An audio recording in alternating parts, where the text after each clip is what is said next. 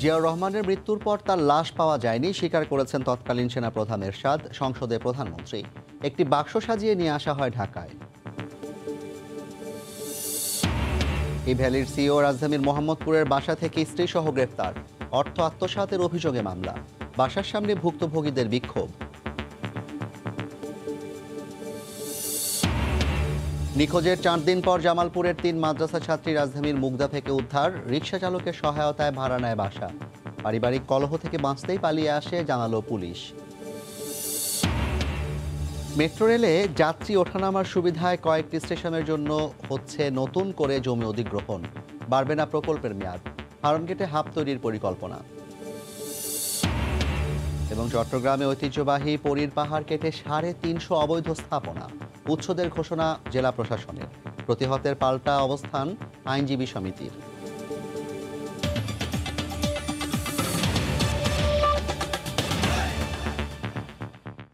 ভোরের সময়ের সঙ্গে আছি আমি জাফর সাদিক। প্রধানমন্ত্রী শেখ হাসিনা বলেছেন, জিয়াউর রহমানের মৃত্যুর পর তার লাশ পাওয়া যায়নি। তৎকালীন সেনাপ্রধান জেনারেল এরশাদ কথা স্বীকার করেছেন জানিয়ে সরকার প্রধান বলেন, একটি বাক্স সাজিয়ে নিয়ে আসা হয় ঢাকায়। বৃহস্পতিবার দুপুরে জাতীয় সংসদ অধিবেশনে সমাপনী বক্তব্য রাখেন প্রধানমন্ত্রী। মুক্তিযুদ্ধের সময় জিয়ার ভূমিকা নিয়েও প্রশ্ন তোলেন শেখ হাসিনা। সম্প্রতি বিএনপির প্রতিষ্ঠাতা জিয়াউর রহমানের কবর ইস্যুতে সরগরম দেশের রাজনীতি। বিএনপি দাবি করে আসছে, রাঙ্গুনিয়া থেকে উত্তোলনের পর জাতীয় সংসদ ভবনের পার্শ্ববর্তী চন্দ্রিমা উদ্যানেই জিয়াউর রহমানকে সমাহিত করা হয়েছিল। তবে সরকারের পক্ষ থেকে বলা হচ্ছে, সেখানে জিয়াউর রহমানকে সমাহিত করা হয়নি। জিয়ার কবর নিয়ে কথা উঠছে। বৃহস্পতিবার সংসদ অধিবেশনেও এ নিয়ে আলোচনা হয়। সমাপনী বক্তব্যে প্রধানমন্ত্রী বলেন, চন্দ্রিমা উদ্যানে দাফনের জন্য আনা বক্সে জিয়াউর রহমানের লাশ ছিল না। জিয়ার মৃত্যু সংবাদের পর তার লাশ খুঁজে পাওয়া যায়নি। গায়েবানা জানাজা হয়েছিল, কয়েকদিন পরে একটা বাক্স আনা হলো। এখানে কেউ একটা বুদ্ধি দিয়েছে, আর জেনারেল এরশাদ সাহেব আবার এ ব্যাপারে যথেষ্ট পারদর্শী। লাশ শনাক্ত করছিল মীর শওকত শনাক্ত করে। টেকনিক কথা, আমি তাকে অনেক মুক্তিযোদ্ধা হিসেবে আমি চিনতাম। আমি জিজ্ঞাসা করেছিলাম, সত্যি কথা বলেন তো। বলে যে লাশ কোথায় পাবো। ইভেন জেনারেল এরশাদ সাহেব, তাকে আমি বললাম যে আপনি যে বাক্স নিয়ে আসলেন, এই মৃত্যু কিছুদিন আগেও বারবার জিজ্ঞেস করতে, আপনি একটু বলেন তো যে আপনি যেটা বাক্স আনলেন লাশটা, আমাকে বলছে বোন লাশ পাবো কোথায়। শুধু কবর নয়, মুক্তিযুদ্ধের সময় জিয়ার ভূমিকা নিয়েও প্রশ্ন তোলেন প্রধানমন্ত্রী। 75-এর 15ই আগস্টের মামলায় তাকে আসামি করতে চেয়েছিলেন বলেও জানান। যখন জিয়ারে ঘোষক বলা হতো, এই পার্লামেন্টে যখন প্রশ্ন উঠলো 26 তারিখ স্বাধীনতা দিবস, উনি 27 তারিখ ঘোষণা দেয় কিভাবে। ইতিহাস এমনভাবে বিকৃত করে যে সেই 27 তারিখে তারা 26 তারিখ বানায় ফেললো। 75-এর হত্যার সঙ্গে যে জড়িত, এতে তো কোনো সন্দেহ নেই। আমি তাকে আসামি করতে চেয়েছিলাম।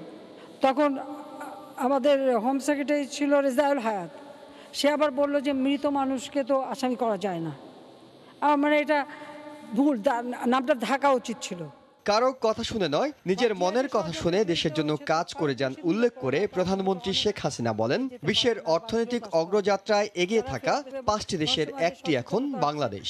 মিডিয়াতে কি লিখলো আর টক শোতে কি বললো, আমি কিন্তু ওইটা শুনে কখনো এই দেশ পরিচালনা করি না। আমি দেশ পরিচালনা করি আমার অন্তর থেকে, কারণ আমার বাবা এই দেশ স্বাধীন করেছেন। আমি শিখেছি আমার বাবার কাছ থেকে, মায়ের কাছ থেকে।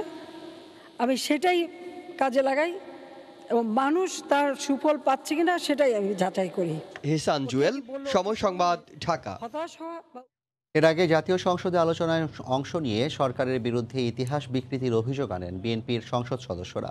জবাবে চন্দ্রিমায় জিয়াউর রহমানের লাশ থাকার প্রমাণ দেওয়ার আহ্বান জানান আওয়ামী লীগের এমপিরা।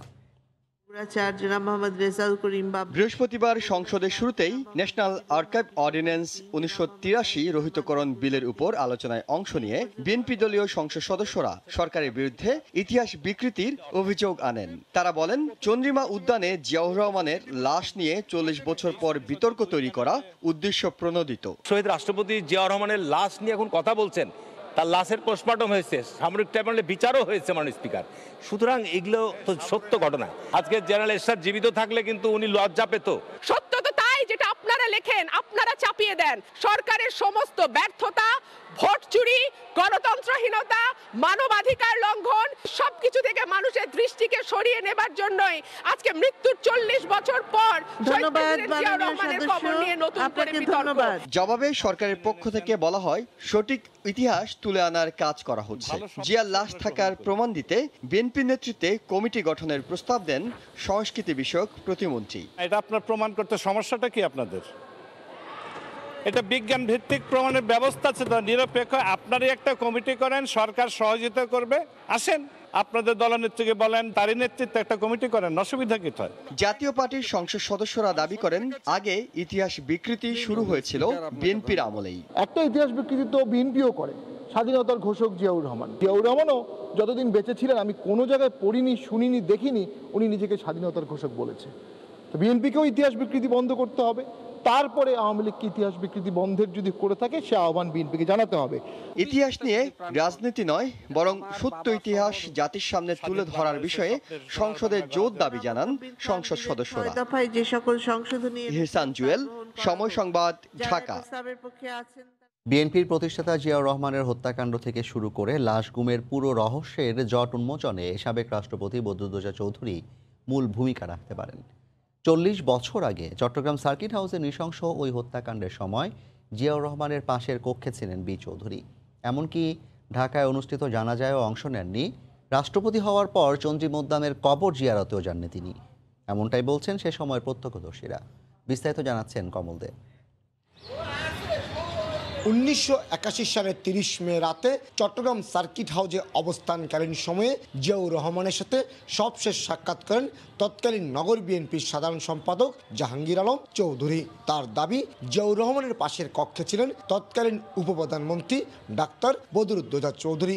এমনকি বি চৌধুরীর কক্ষে বিপদগামী সেনা সদস্যরা গুলি করে। জাহাঙ্গীর আলম জানান সেই গুলি ছিল কক্ষের ভেতর থেকে। বি চৌধুরী সেদিন কোনো ভূমিকা গ্রহণ করলো না কেন? এমনকি উনি লাশটা ফ্রির গোড়া পড়ে আছে, উনি ওইখান থেকে বেরিয়ে লাশটা দেখেন নাই। লাশটা উনি দেখতে পারত তো, উনি লাশটা দেখেন নাই, না দেখে ওখান থেকে উনি চলে গেছেন। তাতে কি মনে হয় সেই জন্য ওনার কি আচরণটা সেই দিন সন্দেহজনক। অভিযোগ রয়েছে জিয়াউর রহমানের গুলিবিদ্ধ লাশ চট্টগ্রাম সার্কিট হাউসে সিঁড়িতে পড়ে থাকা অবস্থায় বি চৌধুরী তড়িঘড়ি করে সেখান থেকে চলে যান। পরবর্তীতে 1991 সালে বিএনপি ক্ষমতায় আসার পর বি চৌধুরী মন্ত্রী এবং 2001 সালে রাষ্ট্রপতি হন। জিয়াউর রহমানের মরদেহের পরিণতি জেনেই বি চৌধুরী জানাজায় যেমন অংশ নেননি, তেমনি চন্দ্রিমা উদ্যানের কবরও জিয়ারত করেননি বলে দাবি এই মুক্তিযোদ্ধার। 5-6 দিন পর যখন ঢাকায় নিয়ে যাওয়া হলো তখন তিনি সেই জানাজাতেও যান নাই, জিয়ার লাশ দেখতেও যান নাই। যেহেতু সেখানে জিয়ার লাশ ছিল না, কাউকে এই লাশ দেখানো হয়নি। ওটা একটা বাক্স, সেই বাক্সের ভিতরে কী ছিল কেউ জানে না। তবে বি চৌধুরীর পরিবারের সাথে ঘনিষ্ঠ সাবেক বিএনপি নেতা এবং চাকসুর জিএস বলছেন ভিন্ন কথা। বি চৌধুরীর ছাত্র টার্গেট ছিল না, এবং যেখানে দেশের রাষ্ট্রপতিকে হত্যা করা হয়েছে সেখানে উনি তো ভীত সন্ত্রস্ত হবেই। প্রতিরোধ করার মতো তো সুযোগ ওনার ছিল না, ওনার করারই বাকি ছিল। সেই সময়ের সংশ্লিষ্টদের মতে চট্টগ্রাম সার্কিট হাউস থেকে রাঙ্গুনিয়া যাওয়ার আগে জিয়াউর রহমানের মরদেহবাহী গাড়িতে আগুন ধরিয়ে দিয়ে পরে হালদা নদীতে ফেলে দেওয়া হয়েছিল। কয়েকদিন পর রাঙ্গুনিয়ার একটি পাহাড়ি অঞ্চল থেকে মাটি চাপা দেওয়া সামরিক পোশাক পরিহিত কয়েকজনের লাশ ঢাকায় নিয়ে যাওয়া হয়। তবে মৃত্যুর আগে জিয়াউর রহমানের পরিহিত ছিল সাদা পাঞ্জাবি এবং পায়জামা, কিন্তু এর মধ্যে একটি লাশ জিয়াউর রহমানের বলে দাবি করা হয়। কমল দে, সময় সংবাদ, চট্টগ্রাম। বিএনপি চেয়ারপারসন বেগম খালেদা জিয়ার সাজা স্থগিতের মেয়াদ বাড়ানোর বিষয়টি প্রক্রিয়াধীন আছে বলে জানিয়েছেন স্বরাষ্ট্রমন্ত্রী। বৃহস্পতিবার দুপুরে সচিবালয়ে সাংবাদিকদের এক প্রশ্নের জবাবে তিনি একথা বলেন। এদিকে মানবিক দিক বিবেচনায় বিএনপি নেত্রীকে বিদেশে চিকিৎসা নেওয়ার সুযোগ দিতে আবারও সরকারের প্রতি আহ্বান জানিয়েছেন বেগম জিয়ার আইনজীবী। আগামী 24 সেপ্টেম্বর শেষ হচ্ছে সরকার প্রধানের নির্বাহী আদেশে তৃতীয় দফায় বেগম খালেদা জিয়ার সাজা স্থগিতের মেয়াদ। এদিকে প্রধানমন্ত্রী শেখ হাসিনা শুক্রবার সরকারি সফরে 2 সপ্তাহের জন্য বিদেশে যাচ্ছেন। এ বাস্তবতায় বেগম জিয়ার পরিবারের আবেদনের বিষয়ে কি সিদ্ধান্ত নিল সরকার, এ প্রশ্ন ছিল স্বরাষ্ট্রমন্ত্রীর কাছে। খালেদা জিয়ার ছোট ভাই আমাদের কাছে একটা আবেদন নিয়ে আসছিলেন। আমরা যথাযথ প্রক্রিয়া করার জন্য আইন মন্ত্রণালয়ে পাঠিয়েছি। এটা আইন মন্ত্রণালয় থেকে যে অভিমত দিয়েছিল সেই অনুযায়ী প্রক্রিয়া চলছে। এরই মধ্যে আইনমন্ত্রী জানিয়েছেন, দুর্নীতি মামলায় দণ্ডিত খালেদা জিয়ার মুক্তির মেয়াদ বাড়ানো এবং চিকিৎসার জন্য বিদেশে নেয়ার অনুমতি চেয়ে তার পরিবারের করা আবেদনের বিষয়ে আইন মন্ত্রণালয়ের মতামত স্বরাষ্ট্র মন্ত্রণালয়ে পাঠানো হয়েছে। তিনি এও জানান, চিকিৎসার জন্য বিদেশে যেতে হলে বেগম জিয়াকে প্রথমে কারাগারে যেতে হবে, তারপর মুক্তি ও বিদেশে যাওয়ার অনুমতি চেয়ে নতুন করে আবেদন করতে হবে। তবে মানবিক বিবেচনায় বিদেশে চিকিৎসা নেয়ার অনুমতি দিতে আবারও আহ্বান জানিয়েছেন খালেদা জিয়ার আইনজীবী। বেগম খালেদা জিয়া এতই অসুস্থ, আমরা দেশের জনগণ হিসাবে, একজন নাগরিক হিসেবে আমি মনে করি তাকে মুক্তি দেওয়া উচিত এবং তাকে বিদেশে গিয়ে চিকিৎসা করে ফিরে আসতে দেওয়া উচিত। 3 দফায় 6 মাস করে 18 মাস সাজা স্থগিতের মেয়াদ শেষ হওয়ার আগে খালেদা জিয়াকে স্থায়ীভাবে মুক্তি দিতে পরিবারের পক্ষ থেকে আবেদন করা হয়েছিল। এক্ষেত্রে আইন মন্ত্রণালয় বলেছে, স্থায়ীভাবে মুক্তি দেওয়ার এখতিয়ার আদালতের। ওমর ফারুক, সময় সংবাদ, ঢাকা। মায়াবী ঝর্ণার হাতছানি।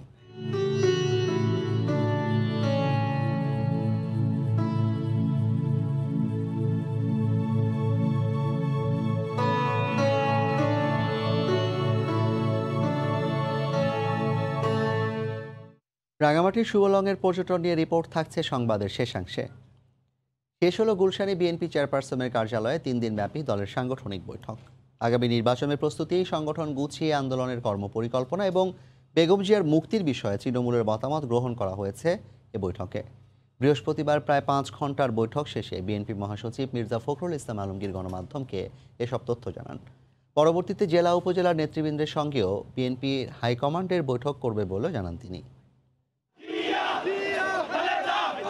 সবশেষ কেন্দ্রীয় নির্বাহী কমিটির সভা শেষে প্রায় 3.5 বছর পর সাংগঠনিকভাবে আবার রাজনীতির মাঠে সরগরম বিএনপি। বিভিন্ন স্তরের নেতৃবৃন্দের সঙ্গে দফায় দফায় রুদ্ধদ্বার সিরিজ বৈঠক করেছে দলটির হাইকমান্ড। গত মঙ্গলবার দলীয় চেয়ারপারসনের রাজনৈতিক কার্যালয়ে শুরু হওয়া 3 দিনব্যাপী বৈঠক শেষ হয় বৃহস্পতিবার রাতে। আগামী জাতীয় সংসদ নির্বাচন প্রস্তুতি, সংগঠন পুনর্গঠন, আন্দোলনের কর্মপরিকল্পনা, বেগম জিয়ার মুক্তি ও বর্তমান রাজনৈতিক পরিস্থিতি সহ বেশ কিছু বিষয়ে মতামত তুলে ধরেন নেতৃবৃন্দ। শেষ দিনের এই বৈঠক বৃহস্পতিবার বিকেল 4টায় শুরু হয়ে শেষ হয় রাত 9টার দিকে। প্রায় 5 ঘন্টার বৈঠক থেকে বেরিয়ে বিএনপি মহাসচিব গণমাধ্যমকে জানান, মতামত গ্রহণের এই বৈঠক চলমান রাখতে শিগগিরই তৃণমূলের নেতৃবৃন্দ ও পেশাজীবী সংগঠনের সাথে মত বিনিময় করা হবে। তবে 3 দিনের বৈঠকের বিষয়ে বিস্তারিত রোববার গণমাধ্যমকে জানানো হবে বলেও জানান তিনি।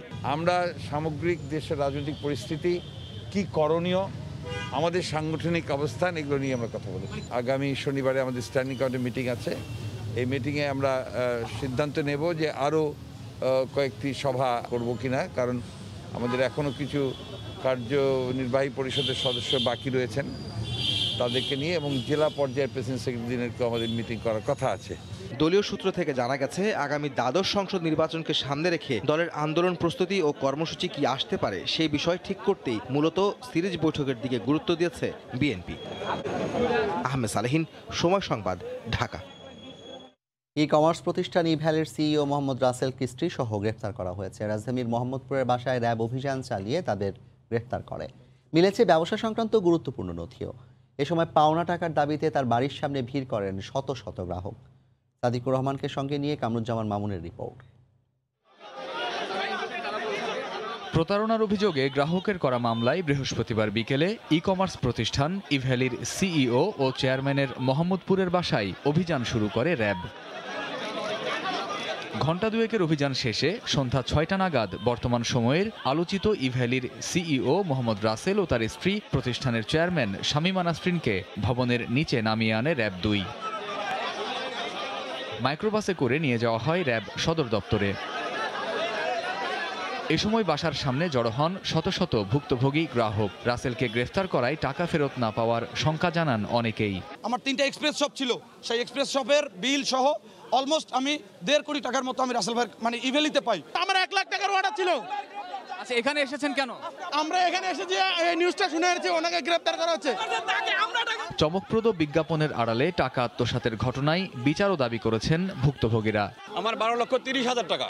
আমরা চাই আমরা এই টাকা নিয়ে অনিশ্চয়তা থাকতে চাই না। গভর্নমেন্ট যেন এটার সুন্দর একটা ব্যবস্থা করে, আমি সেটাই আশা করি। কিছু অর্ডার আছে আমার 22 মেতে, এরপরে আছে জুন মাসে আছে, সবগুলো অলরেডি ডেলিভারি ডেডলাইন ক্রস করেছে। ইভেলি যেটা ই-কমার্স। পরে ব্রিফিংয়ে র্যাব জানায় রাসেলের বাসা থেকে ইভ্যালির ব্যবসা সংক্রান্ত গুরুত্বপূর্ণ নথি পাওয়া গেছে। তার বাসায় আমরা তার যে ব্যবসায়িক যে বিভিন্ন ডকুমেন্ট সহ বিভিন্ন জিনিস এগুলো আমরা চেক অ্যান্ড ব্যালেন্স করেছি। সরকারের বিভিন্ন সংস্থা এই বিষয়টি নিয়ে কাজ করছেন। সম্মানিত নাগরিকবৃন্দ বা গ্রাহকবৃন্দ তারা যাতে তাদের যেটা অর্থ ফেরত পান বা পণ্য ফেরত পান, এই ব্যাপারে নিশ্চয়ই একটি ব্যবস্থা গ্রহণ করা হবে। বুধবার রাতে গুলশান থানায় প্রতিষ্ঠানটির সিইও ও চেয়ারম্যানকে আসামি করে প্রতারণার মামলা করেন এক গ্রাহক। অভিযোগ আছে গ্রাহক ও বিভিন্ন মার্চেন্ট প্রতিষ্ঠানের 542,99,58,482 টাকা হাতিয়ে নিয়েছে ইভ্যালি। কামরুজ্জামান মামুন, সময় সংবাদ, ঢাকা। জাতিসংঘের ৭৬তম সাধারণ পরিষদের অধিবেশনে যোগ দিতে আজ সকালে ফিনল্যান্ড হয়ে নিউ ইয়র্ক যাচ্ছেন প্রধানমন্ত্রী শেখ হাসিনা। করোনা সংক্রমণের পর এটি তার প্রথম বিদেশ সফর। সচিবালয়ে সংবাদ সম্মেলনে প্রধানমন্ত্রীর সফর নিয়ে বিস্তারিত তথ্য তুলে ধরেন পররাষ্ট্রমন্ত্রী ডক্টর এ কে আব্দুল মোমেন। তিনি বলেন, করোনা টিকার সুষম বন্টন নিশ্চিত করতে সাধারণ পরিষদে জোরালো তাগিদ দেবেন প্রধানমন্ত্রী শেখ হাসিনা। পৃথিবীর মধ্যে যতগুলো দেশ এসডিজির কাজে অগ্রসর হচ্ছে, বাংলাদেশ তাদের মধ্যে 3 নম্বরে আছে। সশরীরে অনেকগুলো ইভেন্টে যাবেন।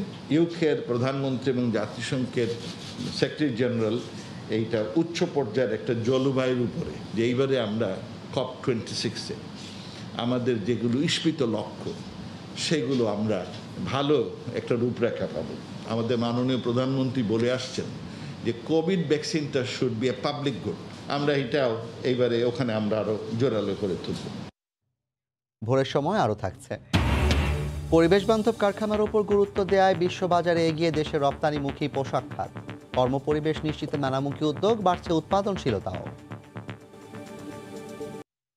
মেট্রো রেলের স্টেশনগুলোতে যাত্রী ওঠানামা নির্বিঘ্ন করতে বেশ কিছু স্টেশনের আশেপাশে নতুন করে জমি অধিগ্রহণের সিদ্ধান্ত নিয়েছে কর্তৃপক্ষ। এতে ব্যয় কিছুটা বাড়লেও প্রকল্পের মোট ব্যয় ও সময়ের ওপর কোনো প্রভাবই পড়বে না বলে জানান প্রকল্প সংশ্লিষ্টরা। এছাড়া দেশে প্রথম এই মেট্রো রেলে 3টি স্টেশন প্লাজার পাশাপাশি ফার্মগেটে একটি হাব তৈরির পরিকল্পনার কথাও জানিয়েছেন প্রকল্পের ব্যবস্থাপনা পরিচালক। স্বপ্নের মেট্রো রেলের স্বপ্নযাত্রা শুরু না হলেও এরই মধ্যে এর স্বাদ পেয়েছে নগরবাসী। প্রথম দফায় ট্রায়াল রানের প্রথম পর্যায়ে 4টি স্টেশন ঘুরে আবারও ডিপোতে ফিরেছে দেশের প্রথম মেট্রো রেল। সেখানে অপেক্ষায় আরও 3টি ট্রেনের সেট। অন্যদিকে দিনরাত এক করে চলছে এপাশের কাজ। প্রথম 4টি ছাপিয়ে আগারগাঁও পর্যন্ত সবকটি স্টেশনেই বসে গেছে শেড। তবে বেশ কয়েকটি স্টেশনে বাদ সেজেছে ওঠানামার জায়গার অপর্যাপ্ততা। মেট্রো রেলের কাজের শুরু থেকেই প্রশ্ন ছিল গাজীপাড়া কিংবা শেওড়াপাড়ার মতো স্টেশনগুলোর চলাচলের পথ কতটা স্বাচ্ছন্দ্যময় হবে। স্টেশনের অবকাঠামোগত নির্মাণ কাজ শেষে সরেজমিনে দেখা যায় শেষ পিলার থেকে ফুটপাতের দূরত্ব 4 ফিট, কোথাও কোথাও সেটি 2 ফিট পর্যন্ত। আর তাই তো এই স্টেশনগুলোর চলাচলের পথ নিয়ে নতুন করে ভাবছে কর্তৃপক্ষ। তারা বলছেন ফুট ওভার ব্রিজগুলোর মতো ফুটপাতে থাকবে না ওঠানামার জায়গা, হবে আলাদা। এই লক্ষ্যে উত্তরা থেকে আগারগাঁও অংশে পল্লবী, মিরপুর 10, কাজীপাড়া, শেওড়াপাড়া স্টেশনে নতুন করে জমি অধিকরণের প্রক্রিয়া হাতে নিয়েছেন তারা। তবে সেজন্য বাড়বে না মেয়াদ। সিঁড়ি, লিফট, এসকেলেটর সেই জায়গাগুলোতে যে স্বাচ্ছন্দ্যে যে যাতায়াত করতে পারে, সেই জন্য আমরা স্টেশনের এই মাথা থেকে শেষ মাথা পর্যন্ত সুন্দরভাবে একটা স্ট্যান্ডার্ড ফুটপথ আমরা করে দিব। সেখানে কিছু ল্যান্ড অ্যাকুইজিশন হতে পারে, সেখানে হয়তো ব্যয় করতে পারে, মূল প্রকল্পের ব্যয় এবং সময় বৃদ্ধি পাবে না। এদিকে উত্তরা সেন্টার স্টেশনকে পিওডি করে উত্তরা উত্তর, আগারগাঁও ও কমলাপুর স্টেশনে হবে আলাদা স্টেশন প্লাজা। আর এই পথে রাজধানীবাসীর বাড়তি পাওনা হিসেবে যুক্ত হতে পারে ফার্মগেটের নতুন হাব। আমরা উত্তরা উত্তর স্টেশনে একটা স্টেশন প্লাজা থাকবে, আমাদের আগারগাঁও একটা স্টেশন প্লাজা থাকবে এবং সর্বশেষটা থাকবে হলো আমাদের কমলাপুরে। তাছাড়াও আমরা চেষ্টা করছি, যদিও স্ট্যান্ডার্ড 20 কিলোমিটারের 3টা, কিন্তু আমাদের ফার্মগেট একটা ট্রান্সপোর্ট হাবের মতো, সেই জন্য যে আমাদের ট্রান্সপোর্ট এখানেও একটা করা যায়। চলতি বছরই উত্তরা থেকে আগারগাঁও পর্যন্ত ট্রায়াল রানে যাবে দেশের প্রথম বৈদ্যুতিক ট্রেন। আর বাণিজ্যিক চলাচল 2022-এর ডিসেম্বরে। রাশেদ লিমন, সময় সংবাদ, ঢাকা। 1 অক্টোবর থেকে বিদেশি চ্যানেলে দেশীয় প্রতিষ্ঠানের বিজ্ঞাপন সম্প্রচারের আর সুযোগ থাকবে না বলে জানিয়েছেন তথ্যমন্ত্রী। বৃহস্পতিবার সকালে জাতীয় প্রেস ক্লাবে ঢাকা সাংবাদিক ইউনিয়নের বার্ষিক সাধারণ সভায় অংশ নিয়ে তিনি কথা বলেন। এ সময় সাংবাদিক নেতাদের ব্যাংক হিসাব তলবের বিষয়ে উদ্বিগ্ন না হওয়ার আহ্বান জানান তিনি।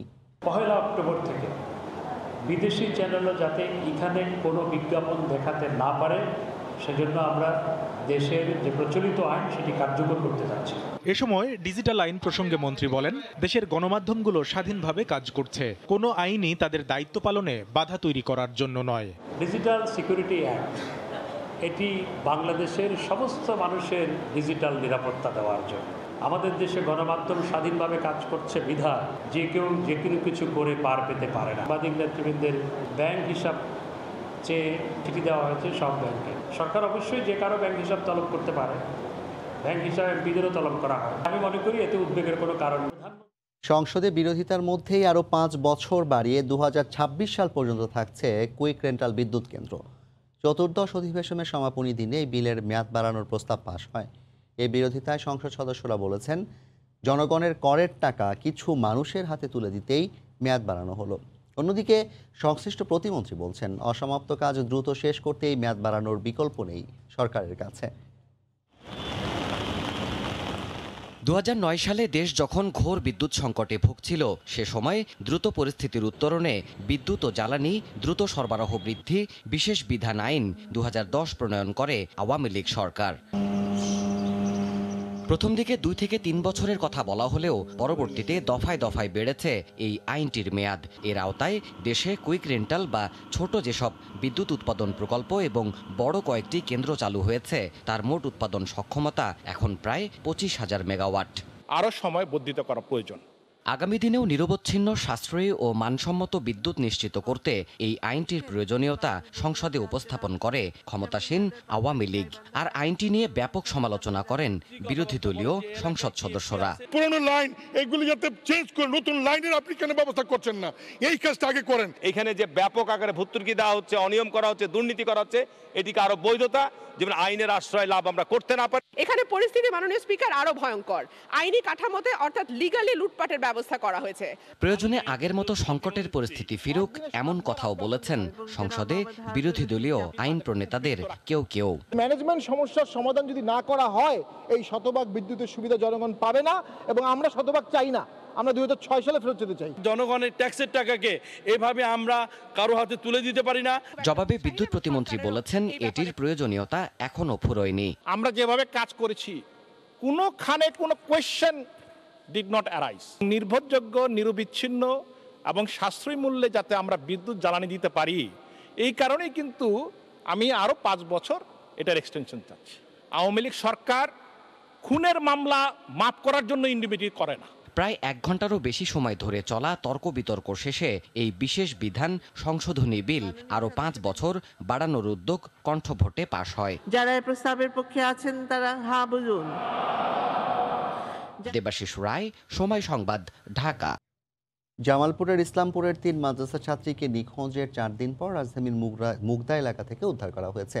কমিউটার এক্সপ্রেসে করে জামালপুর থেকে ঢাকায় চলে আসে তারা। পরে এক রিকশা চালকের সহায়তায় বাসা ভাড়া নেয় তারা। পারিবারিক কলহ থেকে বাঁচতেই পালিয়ে আসে বলে ধারণা পুলিশের।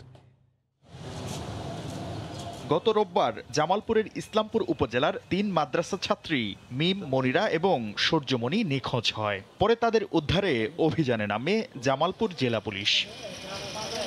4 দিন পর রাজধানীর কমলাপুর রেলওয়ে স্টেশনের সিসিটিভি ফুটেজের সূত্র ধরে 3 শিশুর খোঁজ পায় পুলিশ।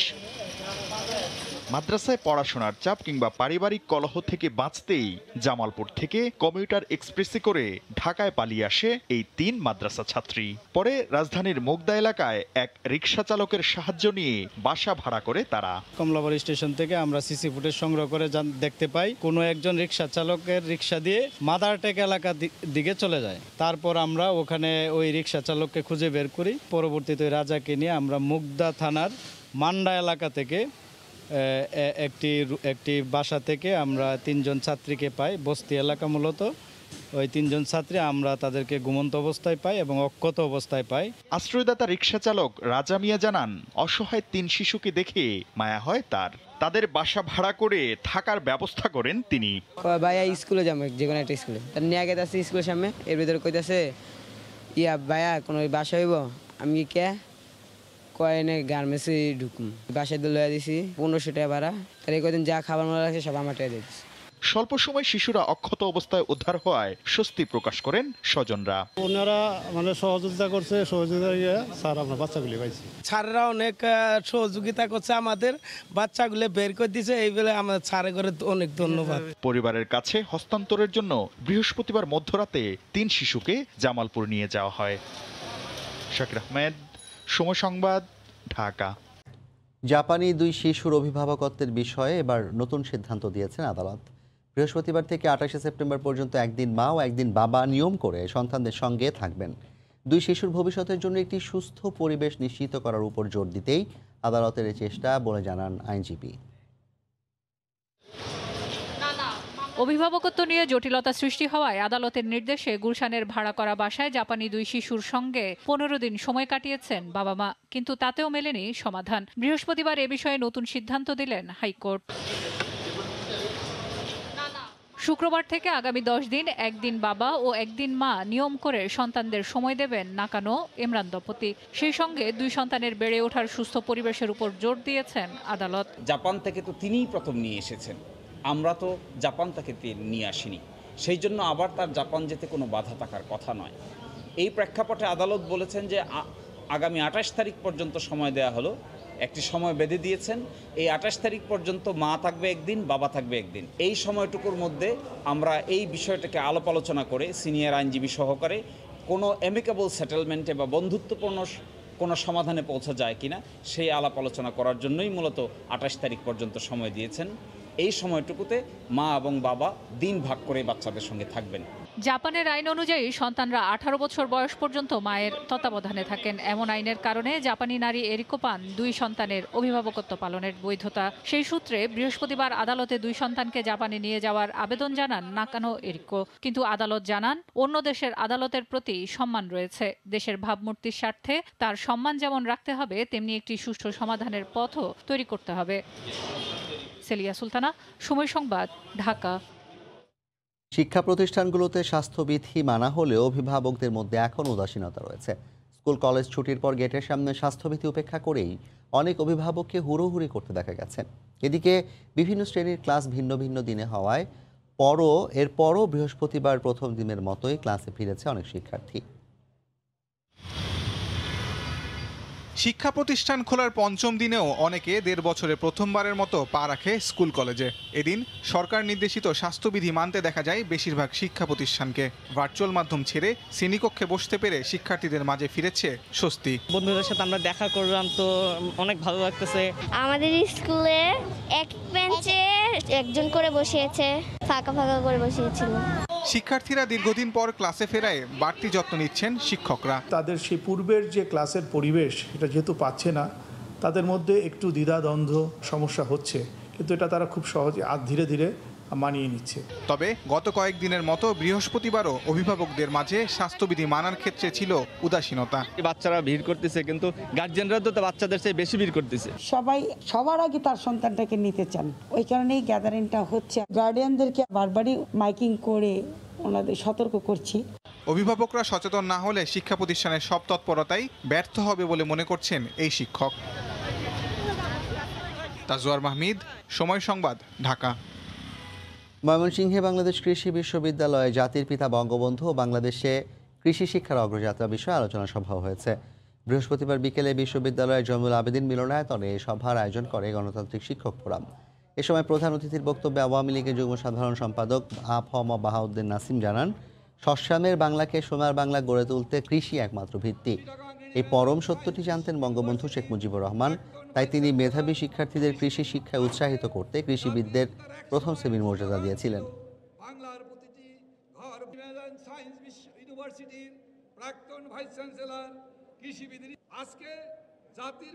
দীর্ঘদিন পর স্কুলে এসে ক্লাস করতে পারায় অন্যদের মতো আনন্দে মেতে উঠেছে সমাজের পিছিয়ে পড়া চা শ্রমিকদের সন্তানরাও। এতে অভিভাবকদের পাশাপাশি খুশি শিক্ষকরাও। চা বাগানের স্কুলগুলোতে শিক্ষার্থীরা যাতে করে ঝরে না পড়ে তা মনিটরিং করা হচ্ছে বলেও জানান উপজেলা নির্বাহী কর্মকর্তা। শাহ ওলিদুর রহমানের পাঠানো তথ্য ও ছবি নিয়ে রিপোর্ট। দেশের সবচেয়ে বেশি চা বাগান অধ্যুষিত এলাকা মৌলভীবাজার। লক্ষাধিক শ্রমিকের বসবাস এই এলাকায়। করোনা মহামারীতে অন্যান্য শিক্ষা প্রতিষ্ঠানের পাশাপাশি এখানকার স্কুলগুলোও ছিল বন্ধ। এতে চা শ্রমিকদের সন্তানরা প্রাথমিক শিক্ষা থেকে যেমন বঞ্চিত ছিল, তেমনি সন্তানদের লেখাপড়ার ভবিষ্যৎ নিয়ে শঙ্কায় দিন কেটেছে অভিভাবকদের। তবে দীর্ঘদিন পর আবারও স্কুল খোলায় স্বস্তি ফিরে এসেছে। অনেকদিন পরে স্কুল খুলছে, ভালো লাগছে, পড়ালেখা করছি, বন্ধুদের সাথে দেখা করে খুব ভালো লাগতেছে। বহুত আনন্দিত হয়েছি যে আমার কোনো আইসি স্কুলও এইভাবে যদি ক্লাস নেওয়া হয় তাহলে কোনো ভাইরাসের কোনো প্রভাব পড়বে না। স্কুল খোলায় আমরা মনে খুব আনন্দ অগ্রসর হয়েছে। শিক্ষার্থীদের ক্লাসে মনোযোগ ফিরিয়ে আনা সহ স্বাস্থ্যবিধি মেনে পাঠদান করা হচ্ছে বলে জানান শিক্ষকেরা। স্কুল বন্ধ থাকার কারণে অনেক বাচ্চাগুলো পিছিয়ে পড়ছে। শিক্ষার যে ঘাটতি হচ্ছে তা পূরণের জন্য আপ্রাণ চেষ্টা চালাইতেছি। বিদ্যালয় খোলায় শিশুরা খুবই উৎফুল্ল বিদ্যালয়ে আসার জন্য, আমরাও খুবই আনন্দিত। চা বাগান কেন্দ্রিক স্কুলের শিক্ষার্থীদের ঝরে পড়া রোধে মনিটরিং করা হচ্ছে বলে জানান উপজেলা নির্বাহী কর্মকর্তা। তাদের হাজিরার রেটটা কীরকম সেই অনুযায়ী আমরা প্রয়োজন বোধে আমরা তাদের অভিভাবকদের সাথে কাছ থেকে খোঁজ খবর সহ তাদেরকে নিয়ে বসানোর চেষ্টা করব। জেলায় চা শ্রমিকদের সন্তানদের জন্য 103টি সরকারি প্রাথমিক বিদ্যালয় রয়েছে। সময় সংবাদ, মৌলভীবাজার। ভোরের সময় আরও থাকছে। খুলনা শিশু হাসপাতালে রোগীর চাপে শয্যা সংকট, বেশিরভাগই আক্রান্ত ঠান্ডাজনিত রোগে। আবহাওয়া পরিবর্তনই কারণ বলছেন চিকিৎসকরা। মুন্সিগঞ্জের পদ্মাপাড়ের মাওয়া মৎস্য আড়তে আজ ইলিশের ছড়াছড়ি। ঝাঁকে ঝাঁকে রূপালী ইলিশ ধরা পড়েছে জেলেদের জালে। আর সেই ইলিশের পসরা ঘিরে ছুটির দিনে রাজধানীসহ নানা অঞ্চলের মানুষ ভিড় করছেন। ইলিশের হাটের খবর জানাতে সেখানে আছেন রিপোর্টার নাসির উদ্দিন উজ্জ্বল। সরাসরি যাচ্ছে তার কাছে। উজ্জ্বল, জাফর, আপনি যেমনটি বলছেন যে এই পদ্মা পাড়ে যে ইলিশের হাট, সেখানে কিন্তু এই ভোরবেলাতে কিন্তু মানুষের উপচে পড়া ভিড় এবং যে এই আড়তগুলোতে কিন্তু এই রূপালী ইলিশে ছেয়ে গেছে। চারিদিকে ইলিশ আর ইলিশ, কিন্তু এই বড় বড় ইলিশকে ঘিরে যে মানুষের কৌতূহল এবং কেনার যে চেষ্টা, সেখানে কিন্তু দামে আগুন। এখানে অনেক ক্রেতা আসছেন, তারা বলছিলেন যে এখন ইলিশের এত ভরা মৌসুম সত্ত্বেও কিন্তু অনেক দাম। তাদের পদ্মার ইলিশ কিন্তু 1400 থেকে 1500 টাকা কেজি তারা দাম হাঁকছে। এবং এই যে পদ্মার ইলিশকে ঘিরে যে মানুষের এই যে উপচে পড়া ভিড়, সেখানে কিন্তু অনেকে বলছেন যে এই সময়টাতে কিন্তু এই দামটা গ্রহণযোগ্য নয়। কিন্তু এখানকার যারা আড়তদার আছেন তারা বলছেন যে এখানে পদ্মার যে পরিমাণ ইলিশ পাওয়া যাচ্ছে, ঝাঁকে ঝাঁকে ইলিশ পাওয়া গেলেও তার চেয়ে অনেক বেশি চাহিদা। এবং ছুটির দিনে রাজধানী ঢাকাতে সহ বিভিন্ন অঞ্চল থেকে ক্রেতা এসছেন এবং ক্রেতারা এখানে যে আসেন তারা তাজা এবং পদ্মার ইলিশ কিনবার লক্ষ্যে কিন্তু আসেন, কিন্তু সেই লক্ষ্য অনেক ক্ষেত্রে কিন্তু তাদের পূরণ হচ্ছে না। এবং এই পদ্মার ইলিশের পাশে কিন্তু উপকূলীয় ইলিশও রয়েছে। তারা বলছেন যে এই পদ্মার ইলিশের চাহিদা না মেটাতে পারার কারণে কিন্তু উপকূলের ইলিশ এখানে আসছে। এবং উপকূলের ইলিশ কিন্তু বিক্রি হচ্ছে 1200 থেকে 1300 টাকা কেজি দরে। বড় সাইজের সেখানেও কিন্তু দামে আগুন। এবং তারা বলছেন যে 1 কেজি ওজনের যেসব ইলিশ রয়েছে সেগুলো কিন্তু বিক্রি হচ্ছে 1000 থেকে 1100 টাকা কেজিতে। এবং জেলা মৎস্য অফিসের হিসাব অনুযায়ী কিন্তু এখানে 10,064 জন নিবন্ধিত জেলে আছেন এবং তারা কিন্তু এই ইলিশ ধরার কাজে এখন ব্যতিব্যস্ত। এবং সমুদ্র থেকে কিন্তু লোনা পানির ইলিশ এখন মিঠা পানির দিকে প্রবেশ করছে এবং সেই কারণে পদ্মায় কিন্তু প্রচুর ইলিশ এখন আছে। এবং আপনারা জানেন যে আগামী অক্টোবরে কিন্তু মা ইলিশ রক্ষা অভিযান শুরু হবে এবং মাছগুলো কিন্তু তারা এখানে এসছে ডিম পাড়ার জন্য। এখন বিপুল পরিমাণ মাছ এখানে আসছে এবং সেই ইলিশকে সুরক্ষা এবং জেলেদের সেগুলো শিকারের বিষয় কিন্তু এখানে মৎস্য বিভাগের তৎপরতা রয়েছে। এবং জেলেরা বলছেন যে এই ইলিশের কে কেন্দ্র করে যে তাদের বিশাল এখানকার যে অর্থনৈতিক জোন সেটি কিন্তু নানাভাবে বিঘ্নিত হচ্ছে এখানে কারেন্ট জালের কারণে, এবং কারেন্ট জাল বন্ধ না হবার কারণে কিন্তু এখানে এবারও এই যে ঝাটকা নিধন সেটি কিন্তু অনেকটাই ঝাটকা নিধন বিরোধী যে অভিযান সেটি সফল হতে পারেনি, এবং এখানে যে এই মাছকে সুরক্ষা, ইলিশকে সুরক্ষা করার জন্য যেসব তৎপরতা সেগুলো অনেক ক্ষেত্রে বিঘ্নিত হয়েছে। তো এখানে একজন ক্রেতা আছেন, তিনি বলছিলেন যে ইলিশের যে দাম সেটি কিন্তু গ্রহণযোগ্য না, এবং আমরা তার কাছে জানতে চাইবো যে আপনি কি মনে করছেন যে এই ভরা মৌসুমে ইলিশের যে এই 14 থেকে 1500 টাকা কেজি চাওয়া হচ্ছে সেই বিষয়টি আপনি কিভাবে দেখছেন, একটু যদি বলতেন আমাদের। এই জায়গায় যে ইলিশের বাজার দেখছি, এই জায়গায় আমরা যারা ক্রয় করতে আসছেন আমাদের চেয়ে ইলিশের অনেক সংখ্যা কম, এবং দাম সাধারণ তুলনায় এই সময় যে দাম থাকার কথা তার চেয়ে অনেক বেশি দাম। আমরা যে সমস্ত মাছগুলো এই সময় 1000 টাকা কেজি কিনি, সেই মাছগুলো এখন 1400 থেকে 1500 টাকা আমরা কিনতেছি। আমাদের জন্য এখন এই টাকা অনেকটা বেশি হয়ে যাচ্ছে। সাধারণ তুলনায় আমরা বাজারে যখন ক্রয় করি সাধারণত এই সময় আমরা একটু কমে পাশে আশা করি, কিন্তু এখন আমরা এই জায়গায় এসে দেখছি বাজারে সাধারণ থেকে অন্য সময় থেকে অন্য বছর তুলনায় এবছর বাজার অনেক বেশি।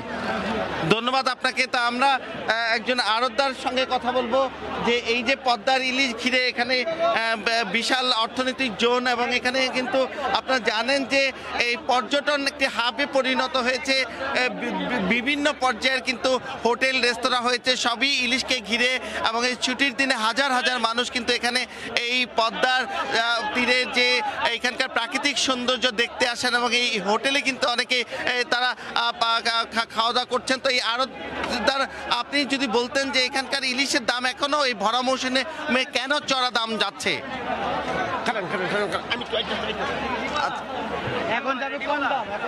আজকের বাজারে আপনার 1.5 কেজি ওজনের মাছ যেটা আমরা তাজা ইলিশ বিক্রি করছি আপনার 1250 থেকে 1300 টাকা কেজি, আর যেটা 2 কেজি ওজনের মাছ সেটা বেচছি আমরা আপনার 1400 টাকা কেজি, আর 1 কেজি যেগুলো এটা বেচছি 900-1000 টাকা কেজি। এটি হলো আজকের বাজারের রেট। পদ্মা তো এই ভরা মৌসুমে এত দাম কেন যাচ্ছে? আপনার পদ্মা তাজা ইলিশ মাছের দাম সবসময় বেশি যাইব, আর যেটা আপনার অন্য জায়গার মাছ ওইটা আপনার দাম কম যায়। আমাদের পদ্মার ইলিশ খাইতে অনেক ভালো, তাই দামটা একটু বেশি।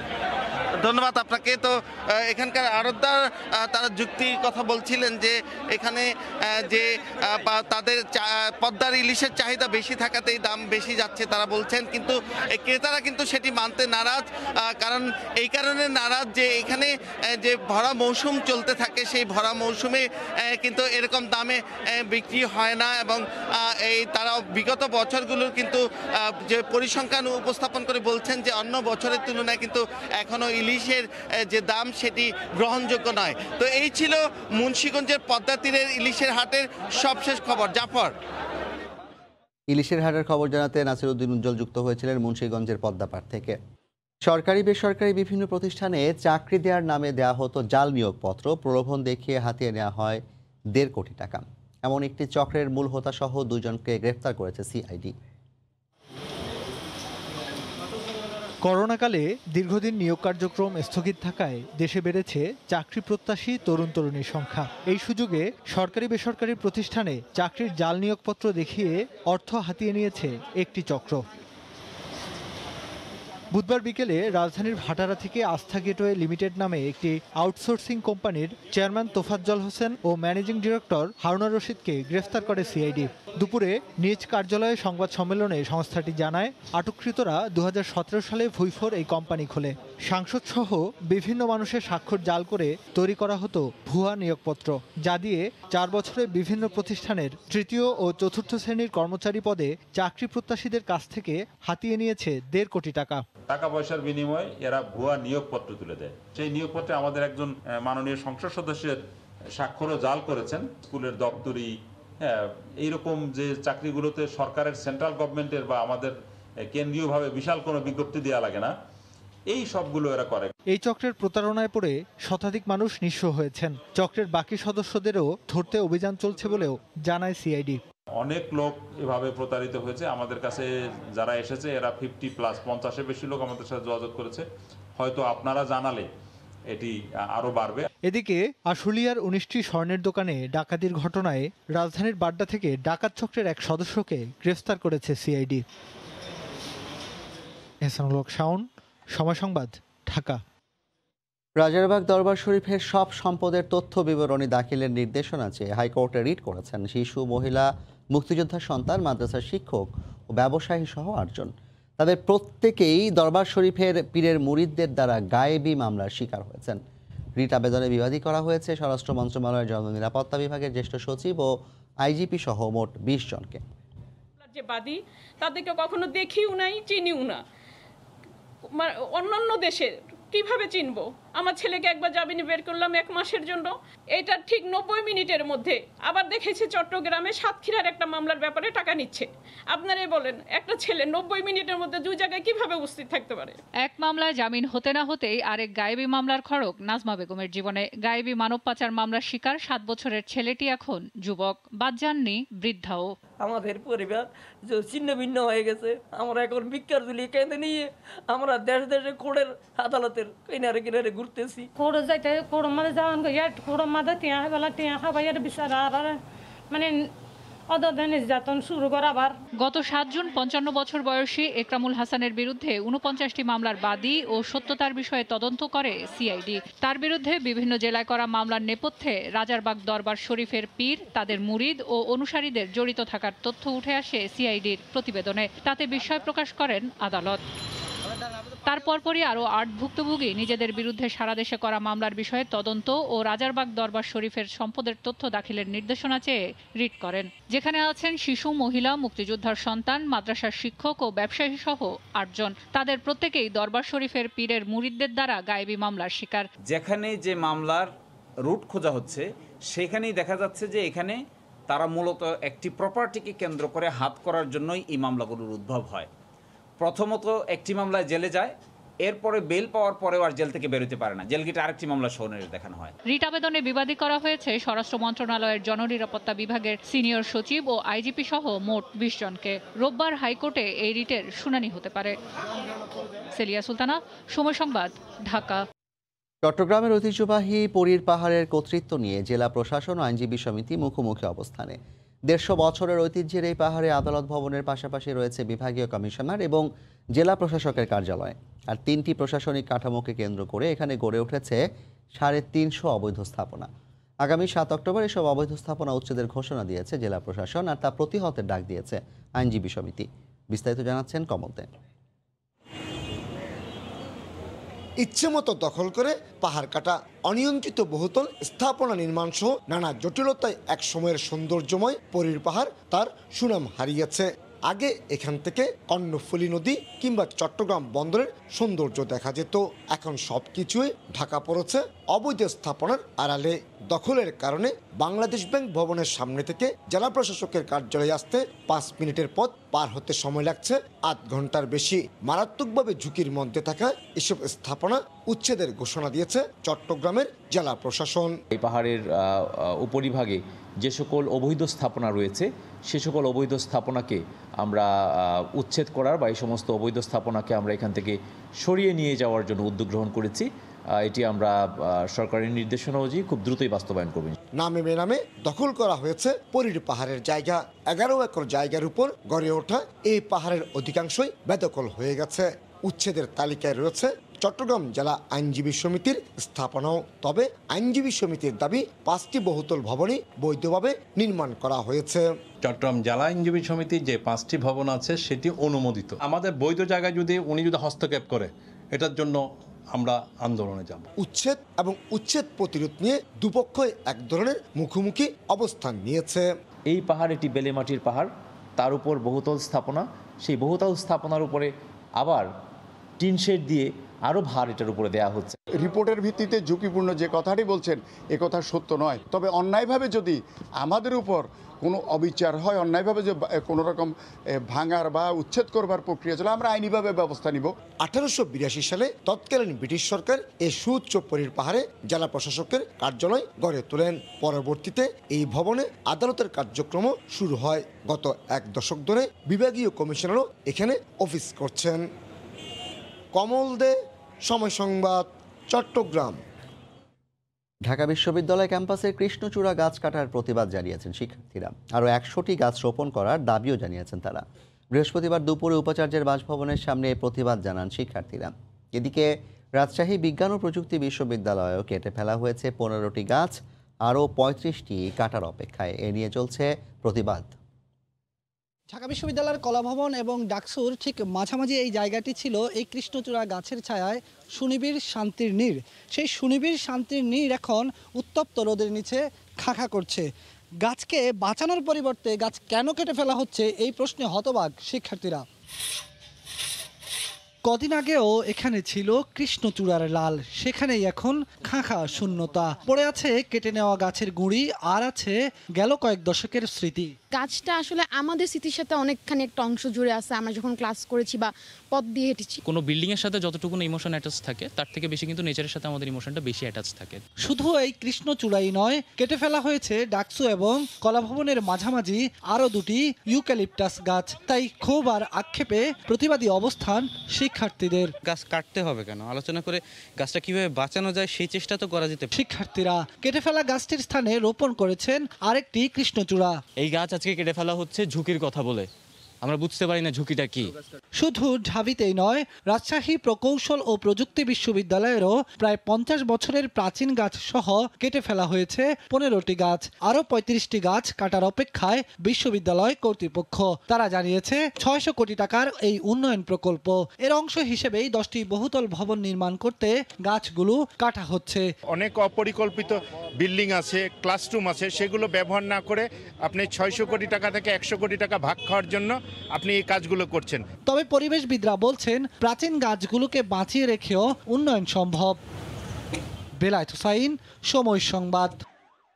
মৌসুম পরিবর্তন সহ নানা কারণে খুলনা শিশু হাসপাতালে বাড়ছে রোগীর সংখ্যা। শ্বাসকষ্ট, নিউমোনিয়া, জ্বর, সর্দি সহ ঠান্ডাজনিত বিভিন্ন রোগে আক্রান্ত হচ্ছে শিশুরা। রোগীর চাপ সামলাতে হিমশিম খেতে হচ্ছে চিকিৎসকদের। গত এক সপ্তাহ ধরে বেড়েছে শয্যা সংকটও। আব্দুল্লাহ আল মামুন রুবেলের প্রতিবেদন, ক্যামেরায় ছিলেন নিয়ামুল হোসেন কোচি। খুলনায় শিশুদের জন্য বিভাগের একমাত্র বিশেষায়িত হাসপাতাল।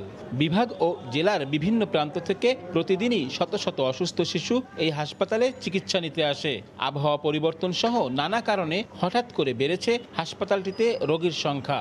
বিশেষ করে নিউমোনিয়া, জ্বর, সর্দি, কাশি ও শ্বাসকষ্ট রোগে আক্রান্ত হচ্ছে শিশুরা। গত এক সপ্তাহ ধরে হাসপাতালটির 274টি শয্যার সবগুলোই পূর্ণ। ফলে শয্যা সংকটে নতুন রোগী ভর্তি করা যাচ্ছে না। সকাল 8টা থেকে দুপুর 1টা পর্যন্ত বসে থেকে এখানে থেকে লোক চলে গেছে আর আমরা আসছি। প্রথমে এখানে এসে সিট পাইতে আমার খুব কষ্ট হয়েছিল। আর বাড়ি যাওয়ার পর বাবুর আব্বু এসে ওখানে বসার পর 1-1.5 ঘন্টা পরে ওনার সিট দিছে। দাঁড়ায় থাকার পরে বাচ্চা নিয়ে আসার পরে অনেক লেট করে সিটটা পাইছিলাম আমরা। আবহাওয়া পরিবর্তনের কারণেই হাসপাতালে রোগীর সংখ্যা বাড়ছে বলে জানান চিকিৎসকরা। ফলে রোগীর চাপ সামলাতে হিমশিম খেতে হচ্ছে। মাঝে খুব গরম পড়ছে, আবার বৃষ্টি হচ্ছে, এইসব কারণে হচ্ছে এই রোগীগুলো বাড়ছে। তো বাবা মার প্রতি আমাদের সাজেশন থাকবে, বাচ্চাকে আপনারা ধূপ, ধোয়া, ধুলাবালি, ঘাম, মশার কয়েল এসব থেকে দূরে রাখবেন। হাসপাতালের তত্ত্বাবধায়ক শয্যা সংকটের কথা স্বীকার করে এটিকে জনবল সহ আরও সম্প্রসারিত করা দরকার বলে মনে করেন। একটা ধারণা যে খুলনা শিশু হাসপাতাল গেলে আমার বাচ্চাটা ভালো হয়ে যাবে, এই জায়গাটা যাতে আমরা পূরণ করতে পারি এবং আরও কিছু বেড যদি বাড়াতে পারি তাহলে আমাদের জন্য আরও ভালো হয় এবং দক্ষিণাঞ্চলের মানুষরা উপকৃত হবে। হাসপাতালের বহির্বিভাগ ও জরুরি বিভাগে প্রতিদিন গড়ে 800-রও বেশি রোগী আসে চিকিৎসা নিতে। আব্দুল্লাহ আল মামুন রুবেল, সময় সংবাদ, খুলনা। কুষ্টিয়ায় ঘরে ঘরে ভাইরাসজনিত রোগীর সংখ্যা। আক্রান্তদের মধ্যে অধিকাংশই শিশু। অতিরিক্ত রোগীর চাপে হিমশিম খাচ্ছে কুষ্টিয়া জেনারেল হাসপাতাল কর্তৃপক্ষ। শয্যা সংকট থাকলেও রোগীদের সুচিকিৎসা দেওয়া হচ্ছে বলে জানান হাসপাতালের তত্ত্বাবধায়ক। বাবুল হোসেনের ক্যামেরায় এস এম রাশেদের রিপোর্ট। ভাইরাস আক্রান্ত রোগীতে কোণঠাসা কুষ্টিয়া জেনারেল হাসপাতাল। প্রতিনিয়ত বাড়ছে রোগী ভর্তির সংখ্যা। শিশু ওয়ার্ডে 20টি শয্যার বিপরীতে 157 শিশু জ্বর, সর্দি নিয়ে হাসপাতালে ভর্তি রয়েছে। প্রকোপ বেড়েছে বয়স্কদের মাঝেও। শয্যা সংকট থাকার কারণে অধিকাংশ রোগী মেঝেতে চিকিৎসা নিচ্ছেন। শ্বাসকষ্ট, গরমের মধ্যে করছে, কাশি হচ্ছে।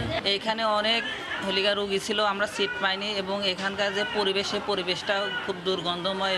জ্বর, ঠান্ডা, সর্দি, শ্বাসকষ্ট, এই জায়গায় মনে করেন আপনার এই বেডের সমস্যাটা আছে। অতিরিক্ত রোগীর চাপে সেবা দিতে সমস্যায় পড়তে হচ্ছে। তবে সব ধরনের ব্যবস্থার কথা জানায় হাসপাতাল কর্তৃপক্ষ। মানুষের কাঙ্ক্ষিত মাত্রায় অ্যাকোমোডেশন দিতে পারছি না, কারণ আমার জায়গা কম, অনেক বাচ্চা। এই গত কয়েকদিন থেকে আমাদের প্রায় 130 থেকে 150 জন শিশু বাচ্চা ওয়ার্ডে ভর্তি থাকে।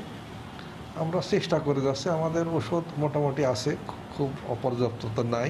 হাসপাতালের তথ্য মতে গত এক সপ্তাহে 740 জন শিশু, 123 জন বয়স্ক রোগী ভর্তি হয়েছেন। চিকিৎসকরা জানান এ মৌসুমে শিশু ও বয়স্কদের জ্বর, কাশি ও শ্বাসকষ্টজনিত রোগ বাড়ে। এ সময় তাদের অতিরিক্ত যত্ন নেওয়ার পরামর্শ স্বাস্থ্যকর্মীদের। সময় সংবাদ, কুষ্টিয়া। এখন আর ঘিঞ্চি পরিবেশে কাজ করতে হয় না রপ্তানিমুখী পোশাক কারখানার শ্রমিকদের। উদ্যোক্তারা বলছেন প্রতিযোগিতার বাজারে টিকতে দরকার উৎপাদনশীলতা। এজন্যই কর্মীদের মানসিক প্রশান্তি নিশ্চিতে দেওয়া হয় বেশি গুরুত্ব। আর সুন্দর পরিবেশে কাজের সুযোগ পেয়ে শ্রমিকরা উজাড় করে দেন সক্ষমতার সবটুকু। কামরুল হাসান সবুজের রিপোর্ট। প্রথম দেখায় হয়তো বোঝার উপায় নেই এটি একটি রপ্তানিমুখী পোশাক কারখানা। সবুজে ঘেরা ছোট্ট পরিসরে ফতুল্লা অ্যাপারেলের এই কারখানাটি গড়ে তোলা হয়েছে একটি বিনোদন কেন্দ্রের আদলে। এখানে মোট আয়তনের 60 ভাগই রাখা হয়েছে ফাঁকা, যেন ঢুকলেই কর্মক্ষেত্রে মিলে অনাবিল প্রশান্তি। যত স্ট্রেসই থাকুক না কেন, যখন আমরা কাজ করি অনেক ভালো লাগে। এখানে তো পিওর ন্যাচারাল সবকিছু।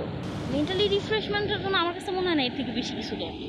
ব্যস্ততার মধ্যে যখন একটু ফ্রি পাই আসি এইদিকে, ভালো লাগে। প্রোডাকশন ফ্লোরও নির্মাণ করা হয়েছে এমনই খোলামেলাভাবে যেন কাজ করতে করতে একঘেয়েমি না আসে কোনো শ্রমিকের মনে। কর্মীরা জানালেন উন্নত জীবনের ছোঁয়া দিতে আধুনিক সুবিধা নিশ্চিত করতে সব সময়ই চেষ্টা করা হয় এখানে। সকাল দুপুরের মাঝে দেয়া হয় টিফিনের সুযোগ। সব দরজা জানালা খোলা থাকে, আলো বাতাস পাই। কিছুক্ষণ কাজ করার পরে স্যার মাথা মতো ধরলে বাইরের দিকে চাইলে স্যার অনেক ভালো লাগে। মনেই হয় না যে আমরা কারখানার ভিতরে কাজ করতেছি। দায়িত্ব অনুযায়ী আমরা সবসময় ভালো কাজ করি। আমাদের বেতন ব্যাংকের মাধ্যমেই হয়। 11টা বাজে নাস্তার জন্য ব্রেক দেওয়া হয়। একটানা কাজ করলে বোরিং ফিল লাগতো। এ খাতের উদ্যোক্তারা বলছেন বিশ্ব যখন পোশাক খাতে নিরাপদ কর্মপরিবেশ নিশ্চিতে ব্যস্ত, বাংলাদেশ তখন আরও এক ধাপে গিয়ে একের পর এক গড়ে তুলছে পরিবেশ বান্ধব কারখানা, যা তাদের দর কষাকষিতে এগিয়ে রাখে অন্যদের তুলনায়। আপনি যখন কাজ করবেন মানসিক প্রশান্তিটা খুব জরুরি। প্রোডাক্টিভিটি যদি বাড়ে, আমার কর্মের পরিবেশ যদি ভালো থাকে, আমার যদি ভালো ভালো শ্রমিকরা এখানে কাজ করে, তাহলে যে রিটার্নটা আমি পাবো সেটাতে কিন্তু আপনি যদি ফিনান্সিয়াল টার্মও চিন্তা করেন, সে টাকাটা আমার উঠে আসবে। যদি দাম খুব বেশি নাও বাড়ায়, কাজ যে আপনি পাবেন এটা মানে নিঃসন্দেহ। বাংলাদেশের পোশাক শিল্পের পরতে পরতে রয়েছে সবুজ কর্মপরিবেশের গল্প। মেড ইন বাংলাদেশকে বিশ্ববাজারে পৌঁছে দিতে বর্তমানে 145টি পরিবেশ বান্ধব কারখানা রয়েছে উৎপাদনে। আর এ ধরনের কারখানার স্বীকৃতি পাওয়ার জন্য অপেক্ষায় রয়েছে আরও 500টি কারখানা। কামরুল হাসান সবুজ, সময় সংবাদ, নারায়ণগঞ্জ। করোনা মহামারীতে অর্থনীতি পুনরুদ্ধারে এসএমই খাতের জন্য বড় অঙ্কের প্রণোদনা তহবিল ঘোষণা করলে অনেক উদ্যোক্তা এখনও ঋণ না পাওয়ায় ক্ষোভ জানিয়েছেন শিল্প প্রতিমন্ত্রী কামাল আহমেদ মজুমদার। গতকাল রাজধানীর আগারগাঁওয়ে এসএমই ফাউন্ডেশনের সাথে 15 ব্যাংক ও 3 আর্থিক প্রতিষ্ঠানের ঋণ বিতরণ চুক্তি স্বাক্ষর অনুষ্ঠানে প্রতিমন্ত্রী আরও বলেন, যারা বিদেশে অর্থ পাচার করে তারাই সবার আগে ঋণ পায়। এসএমই খাতে 20,000 কোটি টাকা বরাদ্দ করা হলেও যে প্যাকেজ থেকে দেশের সকল অঞ্চলের কুটির, মাইক্রো ও ক্ষুদ্র মাঝারি উদ্যোক্তাগণ ঋণ পাননি। সত্যিকারে যারা ঋণ পাওয়ার দরকার তারা কিন্তু খুব একটা ঋণ পান না। যারা ব্রিফকেস নিয়ে অফিসে ঘুরেন, বিদেশে টাকা পাচার করেন, অর্থ পাচার করেন, তাদের ঋণটা কিন্তু সবার আগে দেওয়া হয়। গ্যাস সরবরাহ কমে যাওয়ায় সংকটে পড়েছে দেশের টেক্সটাইল শিল্প। কয়েকটি প্রতিষ্ঠানের উৎপাদন কমেছে প্রায় 70% পর্যন্ত। এ অবস্থা চলতে থাকলে রপ্তানি খাতের এই শিল্পে চরম বিপর্যয় নেমে আসবে বলে মনে করেন ব্যবসায়ীরা। দ্রুত জাতীয় গ্রিডে নিরবচ্ছিন্ন এলএনজি সরবরাহের দাবি জানান তারা। গতকাল এক সংবাদ সম্মেলনে নানা বিষয় তুলে ধরে Bangladesh textile mills association BTMA.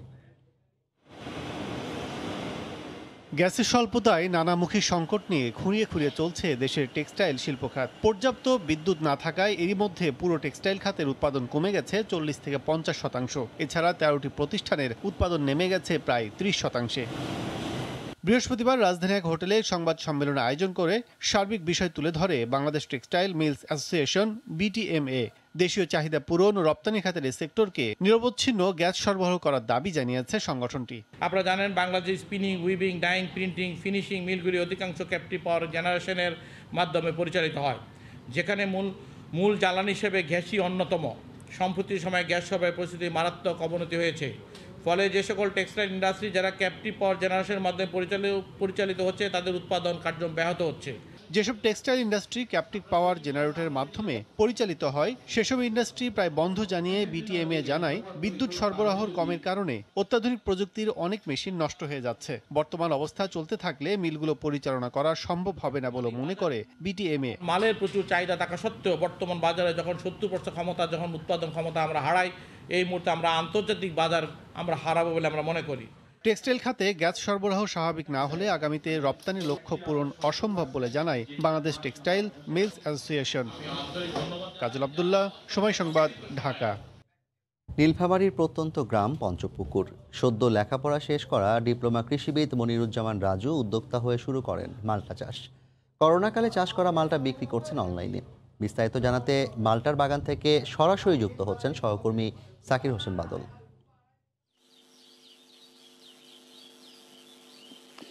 ধন্যবাদ জাফর। নীলফামারীর প্রত্যন্ত একটি অঞ্চল হলো পঞ্চপুকুর।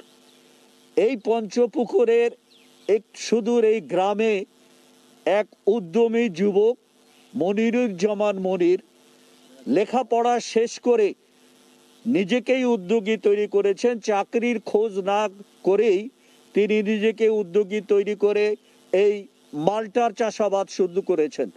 মাত্র 2 বিঘা জমিতে 2 বিঘা জমির মধ্যে দিয়ে এই মালটা চাষ শুরু করে বর্তমানে তিনি 5 বিঘা জমিতে এই মালটা চাষ করছেন এবং এই মালটা চাষ করে তিনি ব্যাপক সফলতা পেয়েছেন। আমি এখন সেই উদ্যমী যুবক, তরুণ যুবক মনিরুজ্জামান মনিরের সাথে তার এই মালটা চাষ বিষয়ে কথা বলতে চাই। মনির, এই যে আপনি মালটা চাষ করছেন, এই এলাকা তো তামাকের এলাকা, বেশিরভাগ লোকেই তামাক চাষ করে জীবিকা অর্জন করার চেষ্টা করে সহজ উপায়। আপনি সেটি না করে কেন এই মালটা চাষের দিকে ঝোঁক দিলেন? আসলে আমি বেকার সমস্যা দূর করার জন্য, পড়াশোনা করলে যে চাকরি করতে হবে এই চিন্তা ভাবনা থেকে দূর করার জন্য এবং তামাক যে ক্ষতি করে মানুষের এই চিন্তা থেকে দূর করার জন্য ফলের চাষে সবাইকে উদ্বুদ্ধ করার জন্য আর কি ফল চাষ শুরু করেছি।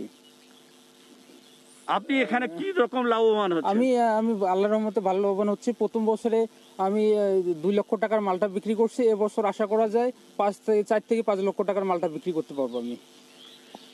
আপনারা শুনলেন যে এই মুহূর্তে এখনো গাছে অনেক মালটা, এরই মধ্যে উনি 2 লক্ষ টাকার মালটা বিক্রি করেছেন এবং ওনার টার্গেট হলো যে এবছরে এই মৌসুমেই আরও প্রায় 5 লক্ষ টাকার মালটা উনি বিক্রি করবেন।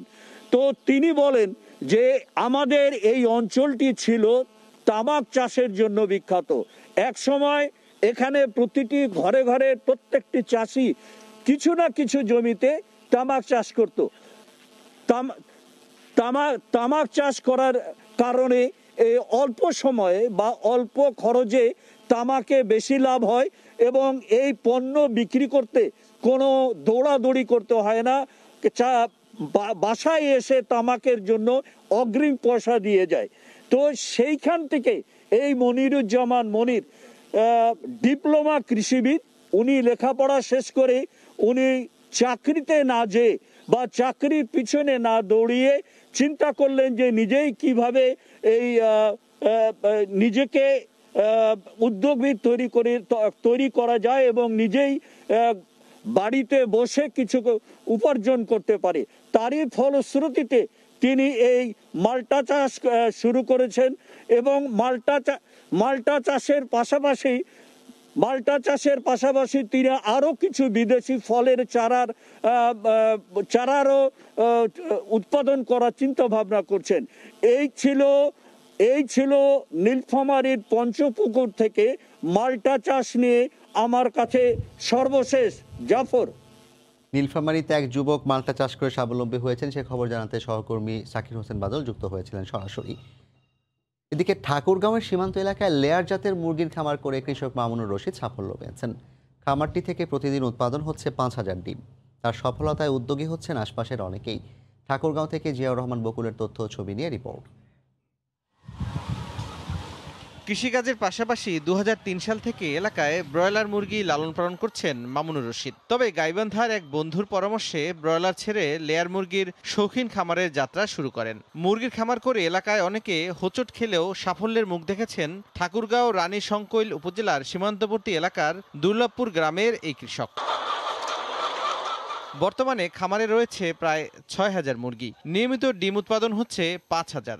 10 জনের বেশি মানুষ কাজ করছেন খামারে। ডিম কিনতে জেলা ও উপজেলা থেকে খামারে ছুটে আসছেন ব্যবসায়ীরা। তার সফলতায় উদ্যোগী হচ্ছেন আশপাশের অনেকে। এখানে আমাদের মামুন ভাই মুরগির খামার করেছে, এখানে ওনার মাধ্যমে 5 থেকে 7 জনের এখানে কর্মসংস্থানের একটা জায়গা হয়েছে। এখন কিন্তু গরুর খামার হয়েছে, মুরগির খামার হয়েছে, এখন মানুষ ভালোভাবে কাজ কাম করে এখন ভালোভাবে চলতেছে। কাজ পাইতাম না আগে, এখন কাজ পাচ্ছি মুরগি খামারে মামুন ভাই এখানে। যেভাবে লাভজনক দেখতেছি তাতে আমাদেরও উদ্যোগ বাড়তেছে। নিজ উদ্যোগে এগিয়ে এলেও প্রাণী সম্পদ কর্মকর্তাদের কাছ থেকে মেলেনি কোনো পরামর্শ। স্বল্প সুদে ঋণ পেলে আরও এগিয়ে যাওয়া সম্ভব বলে মত এই উদ্যোক্তার। সরকারের কাছে আমার দাবি যে আমাকে যদি একটু ঋণ সহায়তা দিয়ে স্বল্প সুদে যদি আমার কিছু ঋণ দিত তাহলে খামারটা আমি বাড়াইতাম। আমার দেখা দেখি গ্রামের আরও অনেকেই বাড়াইতো, দিন দিন এটা সম্প্রসারণ হইতো, বাড়তো। তবে অসহযোগিতার অভিযোগ অস্বীকার করে খোঁজখবর নেয়ার দাবি প্রাণী সম্পদ কর্মকর্তার। অভিযোগটি সত্য নয়। আমার একজন লোকাল সার্ভিস প্রোভাইডার আছেন, ইরির নাম, তিনি প্রায় তার খামারে যান। জেলার প্রাণী সম্পদ অধিদপ্তরের তথ্যমতে রানী শঙ্কৈল উপজেলায় 113টি ব্রয়লার ও 5টি লেয়ার মুরগির খামার রয়েছে। সময় সংবাদ, ঠাকুরগাঁও। গাইবান্ধার পলাশবাড়িতে প্রায় 1.5 কোটি টাকা মূল্যের বিরল প্রজাতির তক্ষক জব্দ করা হয়েছে। র্যাব জানায় বৃহস্পতিবার রাতে বিশ্রামগাছি গ্রামে 6টি তক্ষক নিয়ে পাচারের উদ্দেশ্যে রওনা হয় একটি চক্র। এ সময় গোপন সংবাদের ভিত্তিতে অভিযান চালিয়ে জব্দ করা হয় প্রাণীগুলোকে। চক্রের 4 জনকে আটক করতে পারলেও বাকি সদস্যরা পালিয়ে যান। আটকদের বিরুদ্ধে মামলা দায়েরের প্রস্তুতি চলছে বলে জানান র্যাব কর্মকর্তা।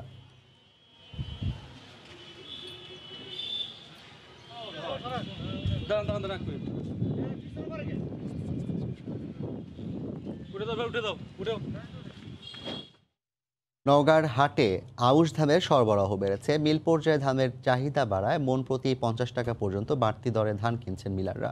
তবে ধানের টেকসই দর নিশ্চিতে প্রশাসনের তদারকি চান কৃষকরা। নওগাঁয় সরস্বতীপুর হাট থেকে ধান বেচাকেনার খবর জানাতে সেখানে আছেন সহকর্মী এম আর রকি। সরাসরি চলে যাচ্ছে তার কাছে। রকি। ধন্যবাদ জাফর। সপ্তাহের ব্যবধানে ধানের দরের কিছুটা ওঠানামা আমরা এখানে লক্ষ্য করছিলাম। বিশেষ করে বিগত মৌসুমের যেসব ধান রয়েছে এই ধানের দরের জায়গাটা কিছুটা কমেছে, তবে নতুন আউশ জাতের যেসব ধান এই ধানটা কিন্তু দরটা কিছুটা বেড়েছে। তবে দরের এরকম ওঠানামা কিন্তু নিত্যই এখানে লক্ষ্য করা যায়।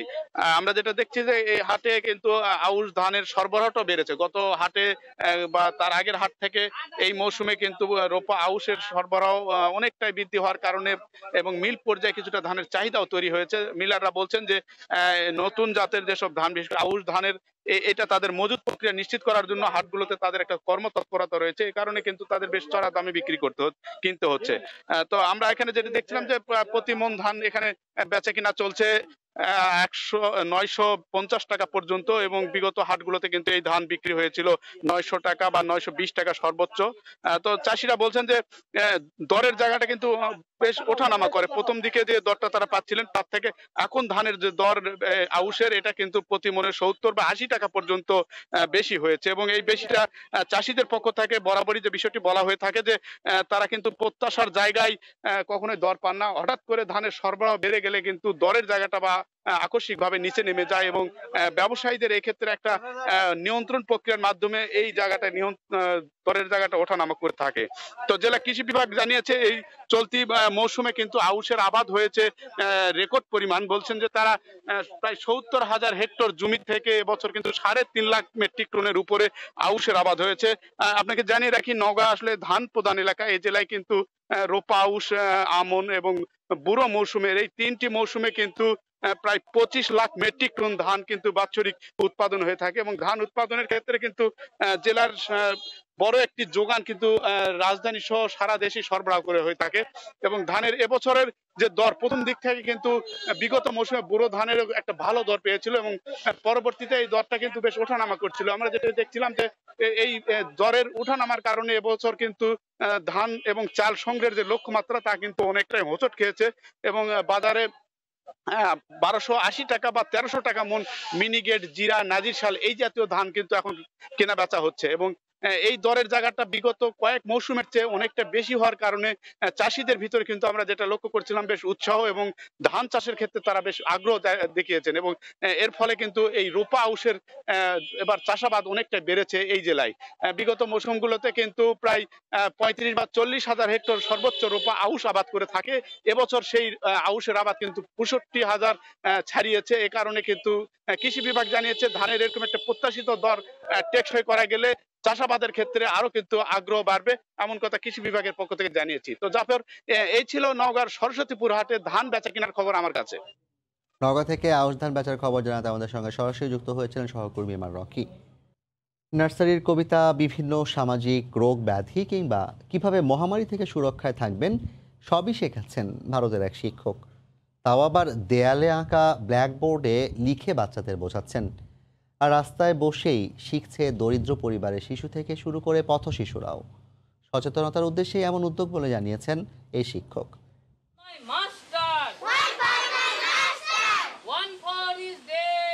রাস্তায় বসেই ব্যস্ত পড়াশোনা শিখতে, আর দেয়ালে আঁকা ব্ল্যাকবোর্ডে বিভিন্ন বিষয় লিখে বোঝাচ্ছেন এক শিক্ষক। নার্সারির বাচ্চাদের কবিতা থেকে শুরু করে বিভিন্ন রোগবালাই থেকে কিভাবে রক্ষা পাবেন সবই শিখছে তারা। দেয়া হচ্ছে ইন্টারনেট ব্যবহারের ধারণাও। এটি ভারতের পশ্চিম বর্ধমানের একটি গ্রামের চিত্র। শুধু দরিদ্র পরিবারের নয়, পথ শিশুরাও পাচ্ছে হাতে কলমে শেখার সুযোগ। ছেলে মেয়েদের পড়াশোনা লকডাউনের কারণে যাতে ক্ষতিগ্রস্ত না হয় তাই এ উদ্যোগ নিয়েছেন তিনি। প্রায় 2 বছর ধরে তিনি এভাবে বাচ্চাদের পেছনে শ্রম দিচ্ছেন, এমনকি অনেক অভিভাবকদেরও সচেতন করছেন। We all very excited about education. Sir give us book, copy, bags, foods. মহামারী করোনার কারণে লকডাউন থাকায় দীর্ঘদিন স্কুল বন্ধ ছিল দেশটিতে। এতে শিশুদের পড়াশোনায় চরম ব্যাঘাত ঘটেছে। সুযোগ কম থাকায় দরিদ্র পরিবারের অনেক শিক্ষার্থীরই ঝরে পড়ার শঙ্কা থাকে। তাই ঝরে পড়া রোধ ঠেকাতে ও সচেতন করতেই এই উদ্যোগ বলে জানান স্থানীয় প্রাথমিক বিদ্যালয়ের এই শিক্ষক দীপ নারায়ণ। সোশ্যাল ডিস্টেন্সিং মেনটেন কিয়া जाता है, कैसे मास्क पहनना कितना, কিভাবে মাস্ক পরতে হয়, সামাজিক দূরত্ব বজায় রাখার পাশাপাশি কেন এগুলো প্রয়োজন সবই শেখাচ্ছি। ছেলেমেয়েরা নিজেরা শিখছে, পাশাপাশি অন্যদেরও সহযোগিতা করছে। आगे आए वो लोग भी लोगों को सिखाया। कुछ चीज नहीं है। রাস্তার মাস্টার খ্যাত এই শিক্ষকের এমন শ্রমের বাস্তবতায় আশপাশের অনেকেই অনুপ্রেরণা পাবেন, এমনটাই আশা স্থানীয়দেরও। জান্নাতুল সাদিয়া, সময় সংবাদ। চীনে 100 কোটির বেশি মানুষকে করোনার 2 ডোজ দেয়া সম্পন্ন করেছে দেশটির সরকার। বৃহস্পতিবার চীনের স্বাস্থ্য কমিশন জানায় বুধবার পর্যন্ত দেশ জুড়ে 216 কোটি ডোজ দেয়া সম্পন্ন হয়েছে। এখন পর্যন্ত দেশটির 71% জনগণ পূর্ণ ডোজ টিকার আওতায় এসেছে বলে জানিয়েছে কর্তৃপক্ষ। চলতি বছরের শেষ নাগাদ চীনের মোট জনসংখ্যার 80% মানুষকে টিকার আওতায় নিয়ে আসার কথা জানানো হয়েছে। করোনার উৎপত্তিস্থল চীনে অনেকটাই নিয়ন্ত্রণে কোভিড ভাইরাস। সবশেষ একদিনে চীনে নতুন করে 80 জন করোনা রোগী শনাক্ত হয়েছে। সংযুক্ত আরব আমিরাতে আর কয়েকদিন পরই শুরু হতে যাচ্ছে বহুল প্রতীক্ষিত এক্সপো 2020। করোনা মহামারীকে মোকাবেলা করে দেশটির সরকার এক্সপোকে সফল করতে কঠিন চ্যালেঞ্জ হাতে নিয়েছে। তবে বাংলাদেশি ব্যবসায়ীরা র্যাপিড টেস্টের শর্ত পূরণ সাপেক্ষে 30 সেপ্টেম্বর এক্সপোর উদ্বোধনী অনুষ্ঠানে থাকতে পারবে কিনা তা নিয়ে সংশয় রয়েছে। শিবলি আল সাদিকের রিপোর্ট। করোনা মহামারীর মধ্যেই আগামী 30 সেপ্টেম্বর সংযুক্ত আরব আমিরাতের মাটিতে শুরু হতে যাচ্ছে এক্সপো 2020। $100 কোটি এই ইভেন্ট সফল করতে এরই মধ্যে সার্বিক প্রস্তুতি সেরেছে দেশটির সরকার। পাশাপাশি বাংলাদেশ প্যাভিলিয়নও প্রস্তুত হয়ে গেছে এক্সপো গ্রাউন্ডে। 30 সেপ্টেম্বর এক্সপো গ্রাউন্ডের উদ্বোধনী অনুষ্ঠান হলেও বাংলাদেশ প্যাভিলিয়ন উদ্বোধন হবে 1 অক্টোবর। মূলত ওই দিন থেকে এক্সপো শুরু। র্যাপিড পিসিআর টেস্ট করে বাংলাদেশ থেকে শুধু এক্সপো উপলক্ষে না, যে কোনো ভিজিটরই বা বাংলাদেশি নাগরিক যারা এখন বাংলাদেশে আটকে আছে, এখানে ইউএই প্রবাসী বাংলাদেশি নাগরিক যারা, তারাও আসতে পারবেন, কোনো ধরনের বাধা থাকবে না। এক্সপোতে এবার বিশ্বের বিভিন্ন দেশের ব্যবসায়ীরা যাতে ভার্চুয়ালি যুক্ত হতে পারেন সেই সুযোগ রাখা হয়েছে। যারা সরাসরি অংশগ্রহণ করতে পারবেন না তারা ভার্চুয়ালি বিভিন্ন প্যাভিলিয়ন সম্পর্কে জানতে পারবেন। বাংলাদেশ প্যাভিলিয়ন উদ্বোধন অনুষ্ঠানে বাংলাদেশ সরকারের বাণিজ্য মন্ত্রী উপস্থিত থাকার কথা রয়েছে। যেহেতু ইমারাতে যাওয়ার জন্য ইমারাত সরকারের কিছু কন্ডিশন ওনারা দিয়েছেন, ইতিমধ্যে সরকার সেটিকে সুন্দরভাবে সমাধান করার জন্য একটি সার্কুলার জারি করেছেন। আশা করতেছি ইতিমধ্যে সেই সমস্যার সমাধান হবে এবং সবাই নির্দ্বিধায় এই এক্সপোতে অংশগ্রহণ করে সেই এক্সপোর সাফল্যমণ্ডিত করে তুলবেন। এদিকে এক্সপোর আগে 29 এবং 30 সেপ্টেম্বর এনআরবি সিআইপি অ্যাসোসিয়েশন সারা বিশ্বে ছড়িয়ে থাকা বাংলাদেশি ব্যবসায়ীদের নিয়ে 2 দিন ব্যাপী এক বিজনেস সামিট আয়োজন করতে যাচ্ছে দুবাইতে। এতে এক্সপো 2020-তে কিভাবে বাংলাদেশকে বাণিজ্যিকভাবে অগ্রসর করা যায় তা নিয়ে আলোচনা হবে। তবে বাংলাদেশের বিমানবন্দরগুলোতে দ্রুত র্যাপিড টেস্টের ব্যবস্থা না হলে হাজার হাজার ব্যবসায়ী বাংলাদেশ থেকে আমিরাত যেতে পারবে কিনা তা নিয়ে এখনও সংশয় রয়ে গেছে। শিবলি আল সাদিক, সময় সংবাদ, সংযুক্ত আরব আমিরাত। ভোরের সময় আরও থাকছে।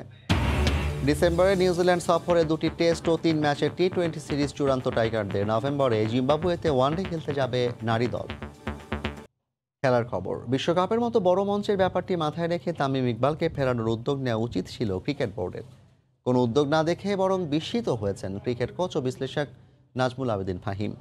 তার মতে বিশ্বকাপের মঞ্চে তামিমের মতো ওপেনারের না থাকা বাকি 3 ওপেনারের জন্য কঠিন চ্যালেঞ্জ হবে এ ঘাটতি মেটানো। আমি ওনাদেরকে বলেছি যে আমার মনে হয় না যে আমি ওয়ার্ল্ড কাপ টিমে থাকা উচিত, আর আমি basically not available for the world cup. এই সিদ্ধান্ত নেওয়ার আগে সবকিছু আমার সাথে আলাপ করেই নিয়েছে। তো যেখানে যেটা ও করেছে ওর সিদ্ধান্তটা আমার সাথে আলাপ করেই নিয়েছে। তো সেইখানে তাকে আবার আমি কিভাবে বলবো যে তারা এটা রিভিউ করতে। টি-20 বিশ্বকাপের দল ঘোষণার পরের দিন তামিম কেন চূড়ান্ত দলে শেষ পর্যন্ত নেই সে ব্যাপারেই পরিষ্কার করেছেন বিসিবির সভাপতি। কিন্তু বিশ্লেষকদের মতে বিশ্বকাপের মতো বড় মঞ্চের ব্যাপারটি মাথায় রেখে তামিম ইকবালের মতো বিশ্বমানের ওপেনার আর অভিজ্ঞতা বিচার বিশ্লেষণ করে দলের স্বার্থেই তামিমকে বিশ্বকাপে দলে রাখা উচিত ছিল। কিন্তু তা না করে ক্রিকেট বোর্ড এ ব্যাপারে তামিমকে ফেরানোর উদ্যোগ না নেওয়ায় বরং বিস্মিত এই কোচ। এটা আমার কাছে ডেফিনেটলি অবাক লেগেছে যে আমরা অনেকদিন ধরে শুনে আসছি যে ও অটোমেটিক চয়েস, তার মানে সে যথেষ্ট মূল্যবান একজন খেলোয়াড়, তুমি কেন খেলবে না বা তুমি আবার ফিরে আসো, তোমাকে দলের জন্য প্রয়োজন, এই কথা কাউকে বলতে শুনিনি।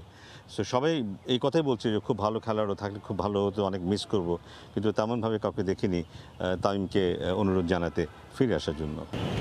শুধু কি তাই, বাংলাদেশের ব্যাটসম্যানদের মধ্যে টি-20তে সর্বোচ্চ রান সংগ্রহের তালিকায় তামিম 3 নম্বরে থাকলেও ম্যাচ কম খেলার তুলনায় স্ট্রাইক রেট কিংবা ম্যাচ প্রতি গড়ের হিসেবে তামিম এখনও সবার চেয়ে আলাদা। তাই বিশ্বকাপের মতো বিশাল মঞ্চে তামিম ইকবালের অভাব পূরণে কতটা আস্থা রাখতে পারবেন নাইম, লিটন, সৌম্যরা সে প্রশ্ন থেকেই যায়। 3 জনই ওপেনারের যে ফর্মটা, নাইম শেখ যদিও রান করছে তা কতটা টি-20 উপযোগী, সো 3 জনেরই ফর্ম নিয়ে আমি বেশ খানিকটা চিন্তিত। এই যে সময়টা বাকি আছে তাতে তারা কতটুকু ফিরে আসতে পারবে, আসতে পারলে ডেফিনেটলি খুব ভালো হয়, কিন্তু কতটুকু ফিরে আসতে পারবে সেটা নিয়ে সন্দেহের যথেষ্ট কারণ আছে।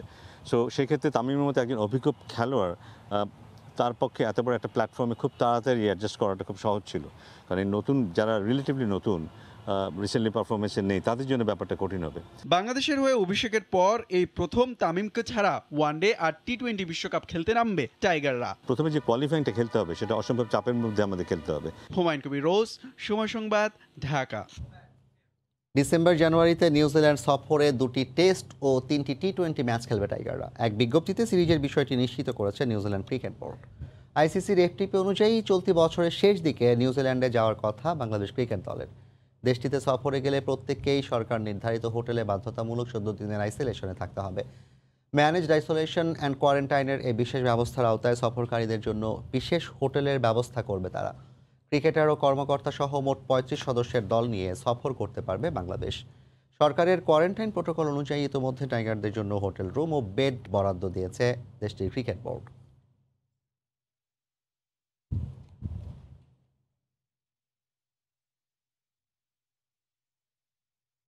এক সময় ছিলেন টাইগারদের টি-20 স্কোয়াডের অন্যতম নির্ভরতার প্রতীক। তবে ইনজুরি আর ব্যক্তিগত টানাপোড়েনে ছিটকে যান জাতীয় দল থেকে। সেই আল আমিন দীর্ঘ বিরতি কাটিয়ে আবারও ফিরেছেন অনুশীলনে। নিজেকে প্রস্তুত করছেন এনসিএল এর জন্য। বললেন, শিখেছেন পূর্বের ভুল থেকেই, নিজেকে প্রমাণ করেই ফিরতে চান লাল সবুজের জার্সিতে। মিরপুরের একাডেমি মাঠে পেসার আল আমিনের খুঁড়িয়ে খুঁড়িয়ে চলা যেন তার ক্যারিয়ারেরই প্রতিচ্ছবি। প্রতিভা নিয়ে সংশয় ছিল না কখনোই, তবুও ইনজুরি, ব্যক্তিগত অসতর্কতা কিংবা অফর্মে জাতীয় দল এখন যেন তার কাছে দূরের বাতিঘর। ক্রিকেটের শটার ফরম্যাটে একসময় ছিলেন দলের অটো চয়েস। সামনে যে টি-20 বিশ্বকাপ, জাতীয় দলের সতীর্থরা যখন নিজেকে প্রস্তুত করছেন বিশ্বকাপের জন্য, তখন তার চ্যালেঞ্জের নাম এনসিএল। কিছুটা কি পোড়ায় আল আমিনকে? উত্তরে অকপটে স্বীকার। অবশ্যই পোড়ায়, কারণ দেখা যাচ্ছে যে একটা প্লেয়ার ন্যাশনাল টিম একসময় ডোমিনেট করে খেলছে, বিশেষ করে টি-20 হলেই মানে ফার্স্ট অপশন ছিলাম। সো সেই ক্ষেত্রে এনি রিজনের টিমের সাথে নাই, সামনে কিভাবে এগিয়ে নেওয়া যায় নিজেকে আরও সুপার ফিট করে, বা বোলিংয়ের যে বিশেষ করে টি-20 বোলিংয়ে ইয়র্কার, স্লোয়ার বাউন্সার যেগুলো দিয়ে ব্যাটসম্যানরে মানে ডিসিভ করা যায়, সেই জিনিসগুলো নিয়ে বেশি বেশি কাজ করতেছি। টাইগাররা স্পিনে ভয়ঙ্কর, এমন তকমা সাম্প্রতিক সময় কিছুটা হলেও ম্লান হয়েছে পেসারদের দাপটে। আল আমিন জানেন কামব্যাক করাটা কতটা চ্যালেঞ্জিং, তাই তো নিজেকে প্রস্তুত করছেন সেভাবেই। আপকামিং কিছু খুব ভালো প্লেয়ার আসছে, ওরা ভালো করতেছে। আমরা যারা টিমের বাইরে আছি, এরা যদি ওদের থেকে আরও ভালো করতে পারি, তো সেক্ষেত্রে ওদেরও তাড়নাটা বেশি থাকবে। সব কিছু মিলে একটা হেলদি কম্পিটিশন হবে, যেটা সবার জন্যই ভালো। আছে বিশ্বকাপে সতীর্থদের জন্য শুভ কামনা। সাম্প্রতিক পারফরমেন্সের বিচারে যে টাইগাররা চমক দেখাতে পারে মনে করিয়ে দিলেন তাও। অনেকগুলো টুর্নামেন্ট গেল, বাংলাদেশ খুব ভালো খেলছে, ওয়ার্ল্ড কাপ টিম দিছে, আশা করি সবাই ভালো করবে। নিজেকে প্রস্তুত রাখতেছি যে এনি টাইম যাতে সুযোগ পেলে আবার কাজে লাগাতে পারি। এবারও এনসিএল এ খুলনার হয়ে খেলবেন আল আমিন। 17 অক্টোবর থেকে শুরু হওয়ার কথা জাতীয় ক্রিকেট লিগের এবারের আসর। মাহবুব রিমন, সময় সংবাদ, ঢাকা।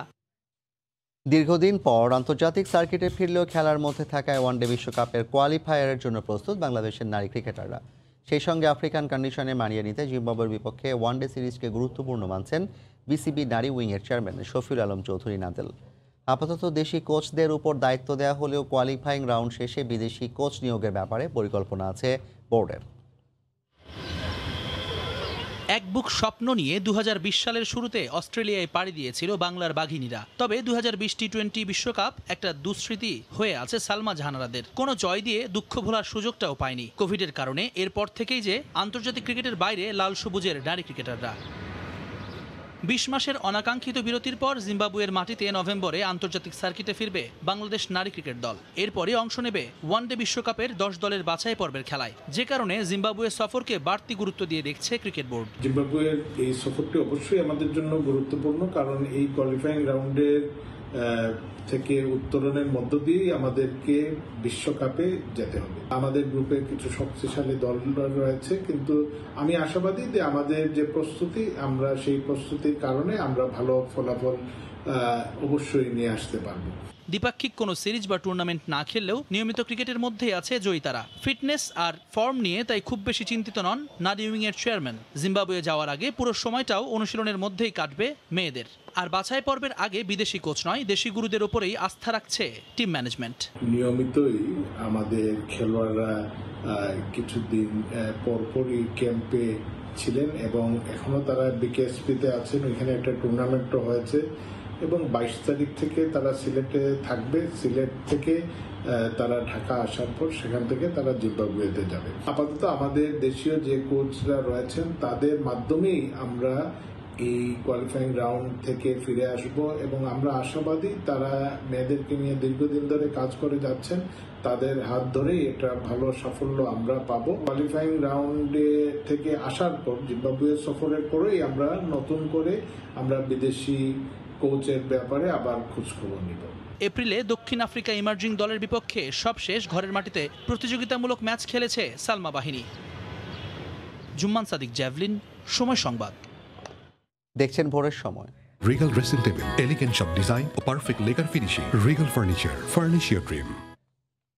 টি-20 নেতৃত্ব থেকে নিজেই সরে গেছেন। এবার হয়তো ওয়ানডে অধিনায়কত্বটাও হারাচ্ছেন বিরাট কোহলি, এমন গুঞ্জন ভারতীয় গণমাধ্যমে।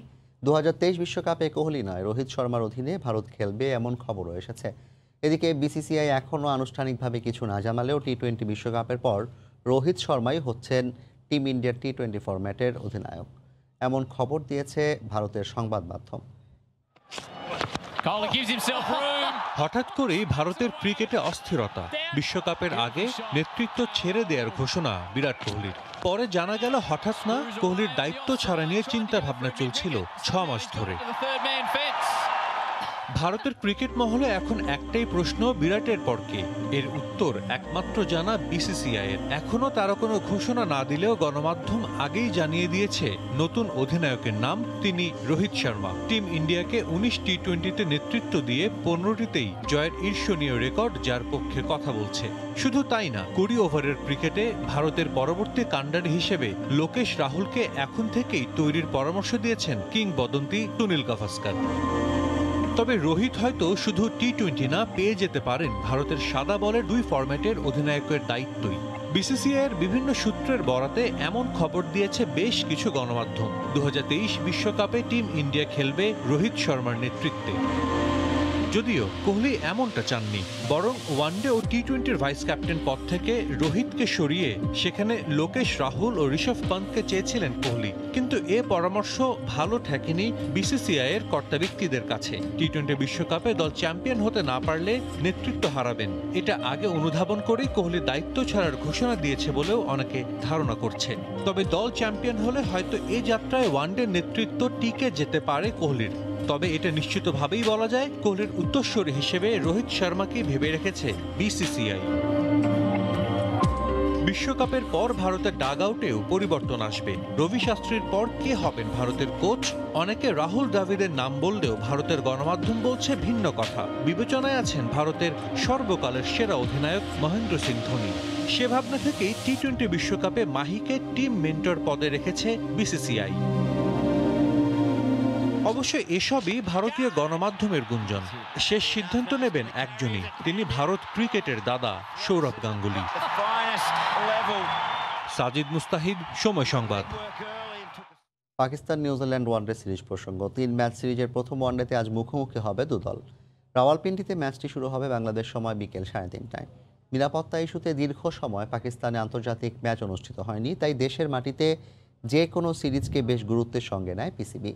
নিউজিল্যান্ডের মতো হাই প্রোফাইল দলের সফর নিয়ে খুবই সিরিয়াস রমিজ আজার বোর্ড। যদিও আইপিএলের কারণে কিউইদের বেশ কিছু তারকা ক্রিকেটার নেই এ সিরিজে। ইনজুরির কারণে টম ব্লান্ডেল না থাকায় উইকেট রক্ষকের দায়িত্ব পালন করবেন টম ল্যাথাম। ওডিআই অভিষেক হচ্ছে ফিন অ্যালানের। এদিকে ডিআরএস না থাকায় ওডিআই সুপার লিগের অংশ নয় সিরিজটি। তবে হোম ভেন্যুতে আইসিসি ওয়ানডে র্যাঙ্কিংয়ের শীর্ষ দলের বিপক্ষে খেলা নিয়ে রোমাঞ্চিত পাকিস্তানের ক্রিকেটাররা। বাংলাদেশের স্পিনে সহায়ক উইকেটে বিপাকে পড়া কিউইদের স্পিন দিয়েই ঘায়েল করতে চায় স্বাগতিকরা। এ সিরিজে আলো ছড়াতে প্রস্তুত স্পিনার ইফতিখার আহমেদ।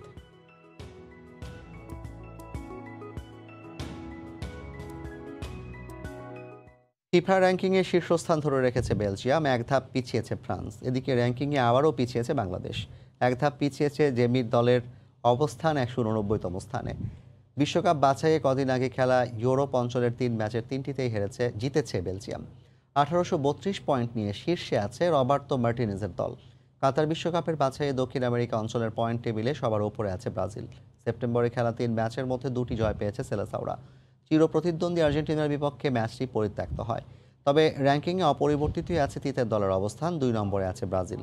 ইউরোপ অঞ্চলের বাছাইয়ে 3 ম্যাচে 2 জয় আর 1 ড্র করে 3-এ উঠে এসেছে ইংল্যান্ড। তবে অবনমন হয়েছে বিশ্ব চ্যাম্পিয়ন ফ্রান্সের। বাছাইয়ে কদিন আগে খেলা 3 ম্যাচে মাত্র 1টিতে জয় পেয়েছে দেশমের দল। বাকি 2 ম্যাচে ড্র করে 4-এ নেমে গেছে ফ্রান্স। 5 নম্বরে আছে ইউরো চ্যাম্পিয়ন ইতালি, 6 নম্বরে আর্জেন্টিনা, ফিফা র্যাঙ্কিংয়ের 7 নম্বরে আছে রোনালদোর পর্তুগাল।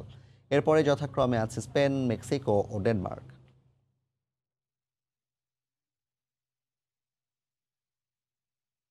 প্রথম, দ্বিতীয় ও তৃতীয় বিভাগ ফুটবল ব্যবস্থা ভেঙে দিচ্ছে বাফুফে। নতুন মৌসুম থেকে এই 3 বিভাগের সব দলকে ভাগ করে 2টি বিভাগ চালু করা হচ্ছে। এছাড়া বাফুফের নির্বাহী কমিটির সদস্য 21 থেকে কমিয়ে 13-14 জনের মধ্যে নিয়ে আসার পরামর্শ দিয়েছে ফিফা। এমনটাই জানিয়েছেন বাফুফের সিনিয়র সহসভাপতি সালাম মুর্শেদি। এদিকে 30 অক্টোবর বাফুফের চলতি মেয়াদে প্রথম কংগ্রেস হবে বলে জানান তিনি। ডিভিশনাল ফুটবল দেশে জনপ্রিয় হলেও নিয়মিত আয়োজন করতে পারে না বাফুফে। এবার সেই পথকে মসৃণ করতে ডিভিশনাল ফুটবল ব্যবস্থায় আমূল পরিবর্তন আনতে যাচ্ছে বাফুফে। প্রথম থেকে তৃতীয় বিভাগ লিগের মধ্যে যতগুলো দল আছে তাদেরকে 2 ভাগ করে এখন থেকে শুধু 2টি লিগ হবে। বাফুফের কার্যনির্বাহী কমিটিতে আলোচনা শেষে এমন সিদ্ধান্তই নেওয়া হয়। তবে কয় দল উঠবে দ্বিতীয় বিভাগে, দ্বিতীয় বিভাগ থেকে কয় দল নামবে, এই বিষয়গুলো এখনো ঠিক হয়নি। মহানগরী ফুটবল লীগ কমিটি এই বিষয়গুলো পর্যালোচনা করবে। তবে বৈঠকে ঢাকা মহানগরী লীগ কমিটির চেয়ারম্যান ইমরুল হাসানি উপস্থিত ছিলেন না। প্রথম এবং দ্বিতীয় বিভাগটাই থাকবে, তৃতীয় বিভাগটা আর থাকবে না। তৃতীয় বিভাগে যদি যে সমস্ত সবল দলগুলো থাকবে তারা তাদের ইনফ্রাস্ট্রাকচার, ফাইন্যান্সিয়াল সাপোর্ট, তাদের স্ট্রেংথ সব কিছু মিলে তাদেরকে আমরা কাউকে বাদ দেব না, তাদেরকে নিয়ে 2 ভাগে ভাগ করে দিয়ে এখন থেকে আগামী থেকে প্রথম এবং দ্বিতীয় বিভাগ লিগ হবে।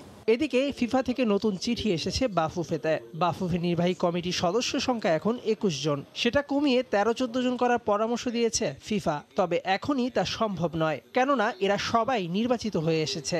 আগামী মেয়াদ থেকে এটা কমানো যায় কিনা সে ব্যাপারে ফিফার সঙ্গে কথা বলছে বাফুফে। কিভাবে ছোট করে আনা যায় এবং আমাদের যে পর্ষদ আছে সেই পর্ষদটাকে আরও কীভাবে একটু ছোট করা যায় সেই ব্যাপারে তারা একটা আমাদের কাছে প্রতিবেদন আকারে একটা চেয়েছে। সেই ব্যাপারে হয়তো আমাদের ফেডারেশন কাজ করছে। এ সব কিছু নিয়ে ডেলিগেটদের সঙ্গে আলোচনা করে চূড়ান্ত সিদ্ধান্ত নেওয়া হবে কংগ্রেসে। নির্বাচিত হয়ে আসার পর 30 অক্টোবর বাফুফে কংগ্রেস অনুষ্ঠিত হবে। চ্যাম্পিয়ন্স ট্রফি তুলে দিয়ে তাদেরকে পুরস্কৃত করবে। মেহেদী নাইম, সময় সংবাদ, ঢাকা। দেশের নারী ফুটবলে আলো ছড়াচ্ছে মাগুরার গোয়ালদহ প্রাথমিক বিদ্যালয়ের শিক্ষার্থীরা। এই স্কুলের সাবেক 6 ছাত্রী ডাক পেয়েছে অনূর্ধ্ব 17 জাতীয় দলের ক্যাম্পে। মাগুরা প্রতিনিধি বিশ্বজিৎ বাপির পাঠানো তথ্য ছবি নিয়ে রিপোর্ট। দেশের নারী ফুটবলে আলো ছড়াচ্ছে অর্পিতা, শিপ্রা ও মুন্নি সহ এক ঝাঁক মেধাবী ফুটবলার। বয়সভিত্তিক দলের পাশাপাশি অনেকে জায়গা করে নিয়েছে জাতীয় দলেও। এরা সবাই উঠে এসেছে মাগুরার প্রত্যন্ত এলাকার একটি প্রাথমিক বিদ্যালয় থেকে। এরই মধ্যে দেশীয় বলয়ে বেশ পরিচিত অর্পিতা, শিপ্রা ও মুন্নিরা সম্প্রতি তাদের জুটিতে যুক্ত হয়েছে অর্জনের নতুন পালক। সবশেষ জেএফএ অনূর্ধ্ব 14 নারী ফুটবল চ্যাম্পিয়নশিপে মাগুরা জেলা দলের হয়ে 10 জন খেলোয়াড় অংশ নিয়ে জিতে নেয় চ্যাম্পিয়নশিপের শিরোপা। আমাদের স্কুলের স্যার প্রভাসরঞ্জন দেবজ্যোতি এবং সহকারী শিক্ষক শহীদুল ইসলাম, ইনাদের হাত ধরেই এই পর্যন্ত এগোতে পেরেছি। 2014 সালে নারী ফুটবলার তৈরির স্বপ্ন নিয়ে তারা গঠন করেন একটি ফুটবল টিম। অনেক সময় দেখা যায় তারা না খেয়ে রয়ে গেছে, তারা খেলতে আসতে চাইছে না, মা বাবাও রাজি না। তখন আমি এবং আমার সহকারী স্যার 2 জন মিলে তাদেরকে ম্যানেজ করে তাদেরকে খেলতে এনেছি। এই স্কুলের সাবেক 6 ছাত্রী ডাক পেয়েছে অনূর্ধ্ব 17 জাতীয় দলের ক্যাম্পে। স্বপ্ন তাদের বিশ্বের বুকে দেশের নাম উজ্জ্বল করা। সময় সংবাদ, মাগুরা। ঝর্ণার বাড়িধারায় নিজেকে সিক্ত করতে দেশের বিভিন্ন স্থান থেকে পর্যটকরা ছুটে যাচ্ছেন রাঙামাটির শুভলঙ্গে। শহরের পর্যটন স্পটগুলোতে তেমন পর্যটকের দেখা না মিললেও ঝর্ণার মায়াবী রূপ দর্শনে ভিড় বাড়ছে। এতে সেখানে গড়ে ওঠা খাবারের দোকানগুলো ভালো ব্যবসা করছে। রাঙামাটি থেকে হেফাজত সবুজের তথ্যচিত্রে রিপোর্ট। বিস্তীর্ণ কাপ্তাই হ্রদ, আকাশে সাদা মেঘের ভেলা, হ্রদের বুক চিরে এগিয়ে চলছে তরি। উদ্দেশ্য পাহাড়ি ঝর্ণা শুভলঙে। এ যেন শিল্পীর রং তুলিতে আঁকা ছবি। ঝর্ণায় পৌঁছানোর আগে শহর থেকে ঘণ্টাব্যাপী শুভলং ভ্রমণে দুপাশের দিগন্ত বিস্তৃত পাহাড়ের মোহনীয় দৃশ্য যেন কাছে ডাকে পর্যটকদের। ভাগ্য সুপ্রসন্ন হলে দেখা মিলবে রংধনুও। দূর থেকে মনে হয় পাহাড়গুলো যেন আকাশে হেলান দিয়ে একটু বিশ্রাম সেরে নিচ্ছে। হ্রদ পাহাড়ের নীরবতা ভেঙে এই পথে ছোট বড় সব ইঞ্জিন চালিত নৌকার ছুটে চলা। যেতে যেতে তরুণ তরুণীরা নেচে গেয়ে তাদের আনন্দ আরও বহুগুণ বাড়িয়ে দেয়। যাত্রাপথে স্মৃতির মানসপটে তুলে রাখতে ছবি তোলার কাজে ব্যস্ত অনেকেই। লেকের মধ্যে ঘুরে বেড়াচ্ছি, এখানকার পরিবেশটাও সুন্দর, অনেক ভালো লাগছে। লঞ্চে করে হ্রদের মাঝখান দিয়ে যাচ্ছি, চারপাশটা অনেক সুন্দর। লাইফে ফার্স্ট টাইম আসা রাঙামাটিতে, পরিবেশটা অনেক সুন্দর। এখানকার মানুষের মধ্যে অনেক আন্তরিকতা আছে। হ্রদের ঘোলা জল আর দিগন্ত বিস্তৃত পাহাড় পাড়ি দিয়ে ঘণ্টা খানেকের পথ যেন ক্ষণিকেই শেষ হয়ে যায়। প্রকৃতির অপরূপ সৌন্দর্য শুভলং ঝর্ণায় এখন প্রতিদিন হাজারো পর্যটকের ভিড়। এরকম প্রকৃতি আগে কখনো দেখি নাই। ভালো লাগতেছে ঝর্ণার মধ্যে ভিজে। ঝর্ণার সৌন্দর্য উপভোগ শেষে পর্যটক পর্যটকরা ভিড় করেন পাহাড়ের ঢালে ঢালে গড়ে ওঠা স্থানীয় ঐতিহ্যবাহী খাবার হোটেলগুলোতে। ব্যাম্বু চিকেন তো আছে, তারপর পাহাড়ি বনমোরগ আছে। গ্রামীণ পরিবেশের একটা রেস্টুরেন্ট, অসাধারণ একটা অনুভূতি। গাইড ও ব্যবসায়ীরা জানালেন তাদের এখন ব্যবসা ভালো হচ্ছে। রাঙামাটি পর্যটন সেক্টরে আমাদের ব্যবসা ভালো হচ্ছে, আগের তুলনায় একটু ব্যবসা বেড়ে গেছে। ছুটির দিনগুলোতে শুভরং ঝর্ণায় প্রতিদিন প্রায় ৩,০০০ পর্যটক ভ্রমণে আসেন। সময় সংবাদ, রাঙামাটি। ভোরের সময় শীর্ষ সংবাদ জানিয়ে দিচ্ছি আরেকবার। জিয়াউর রহমানের মৃত্যুর পর তার লাশ পাওয়া যায়নি স্বীকার করেছেন তৎকালীন সেনাপ্রধান এরশাদ। সংসদে প্রধানমন্ত্রী একটি বাক্স সাজিয়ে নিয়ে আসা হয় ঢাকায়। ই ভ্যালির সিইও রাজধানীর মোহাম্মদপুরের বাসা থেকে স্ত্রী সহ গ্রেপ্তার। অর্থ আত্মসাতের অভিযোগে মামলা, বাসার সামনে ভুক্তভোগীদের বিক্ষোভ।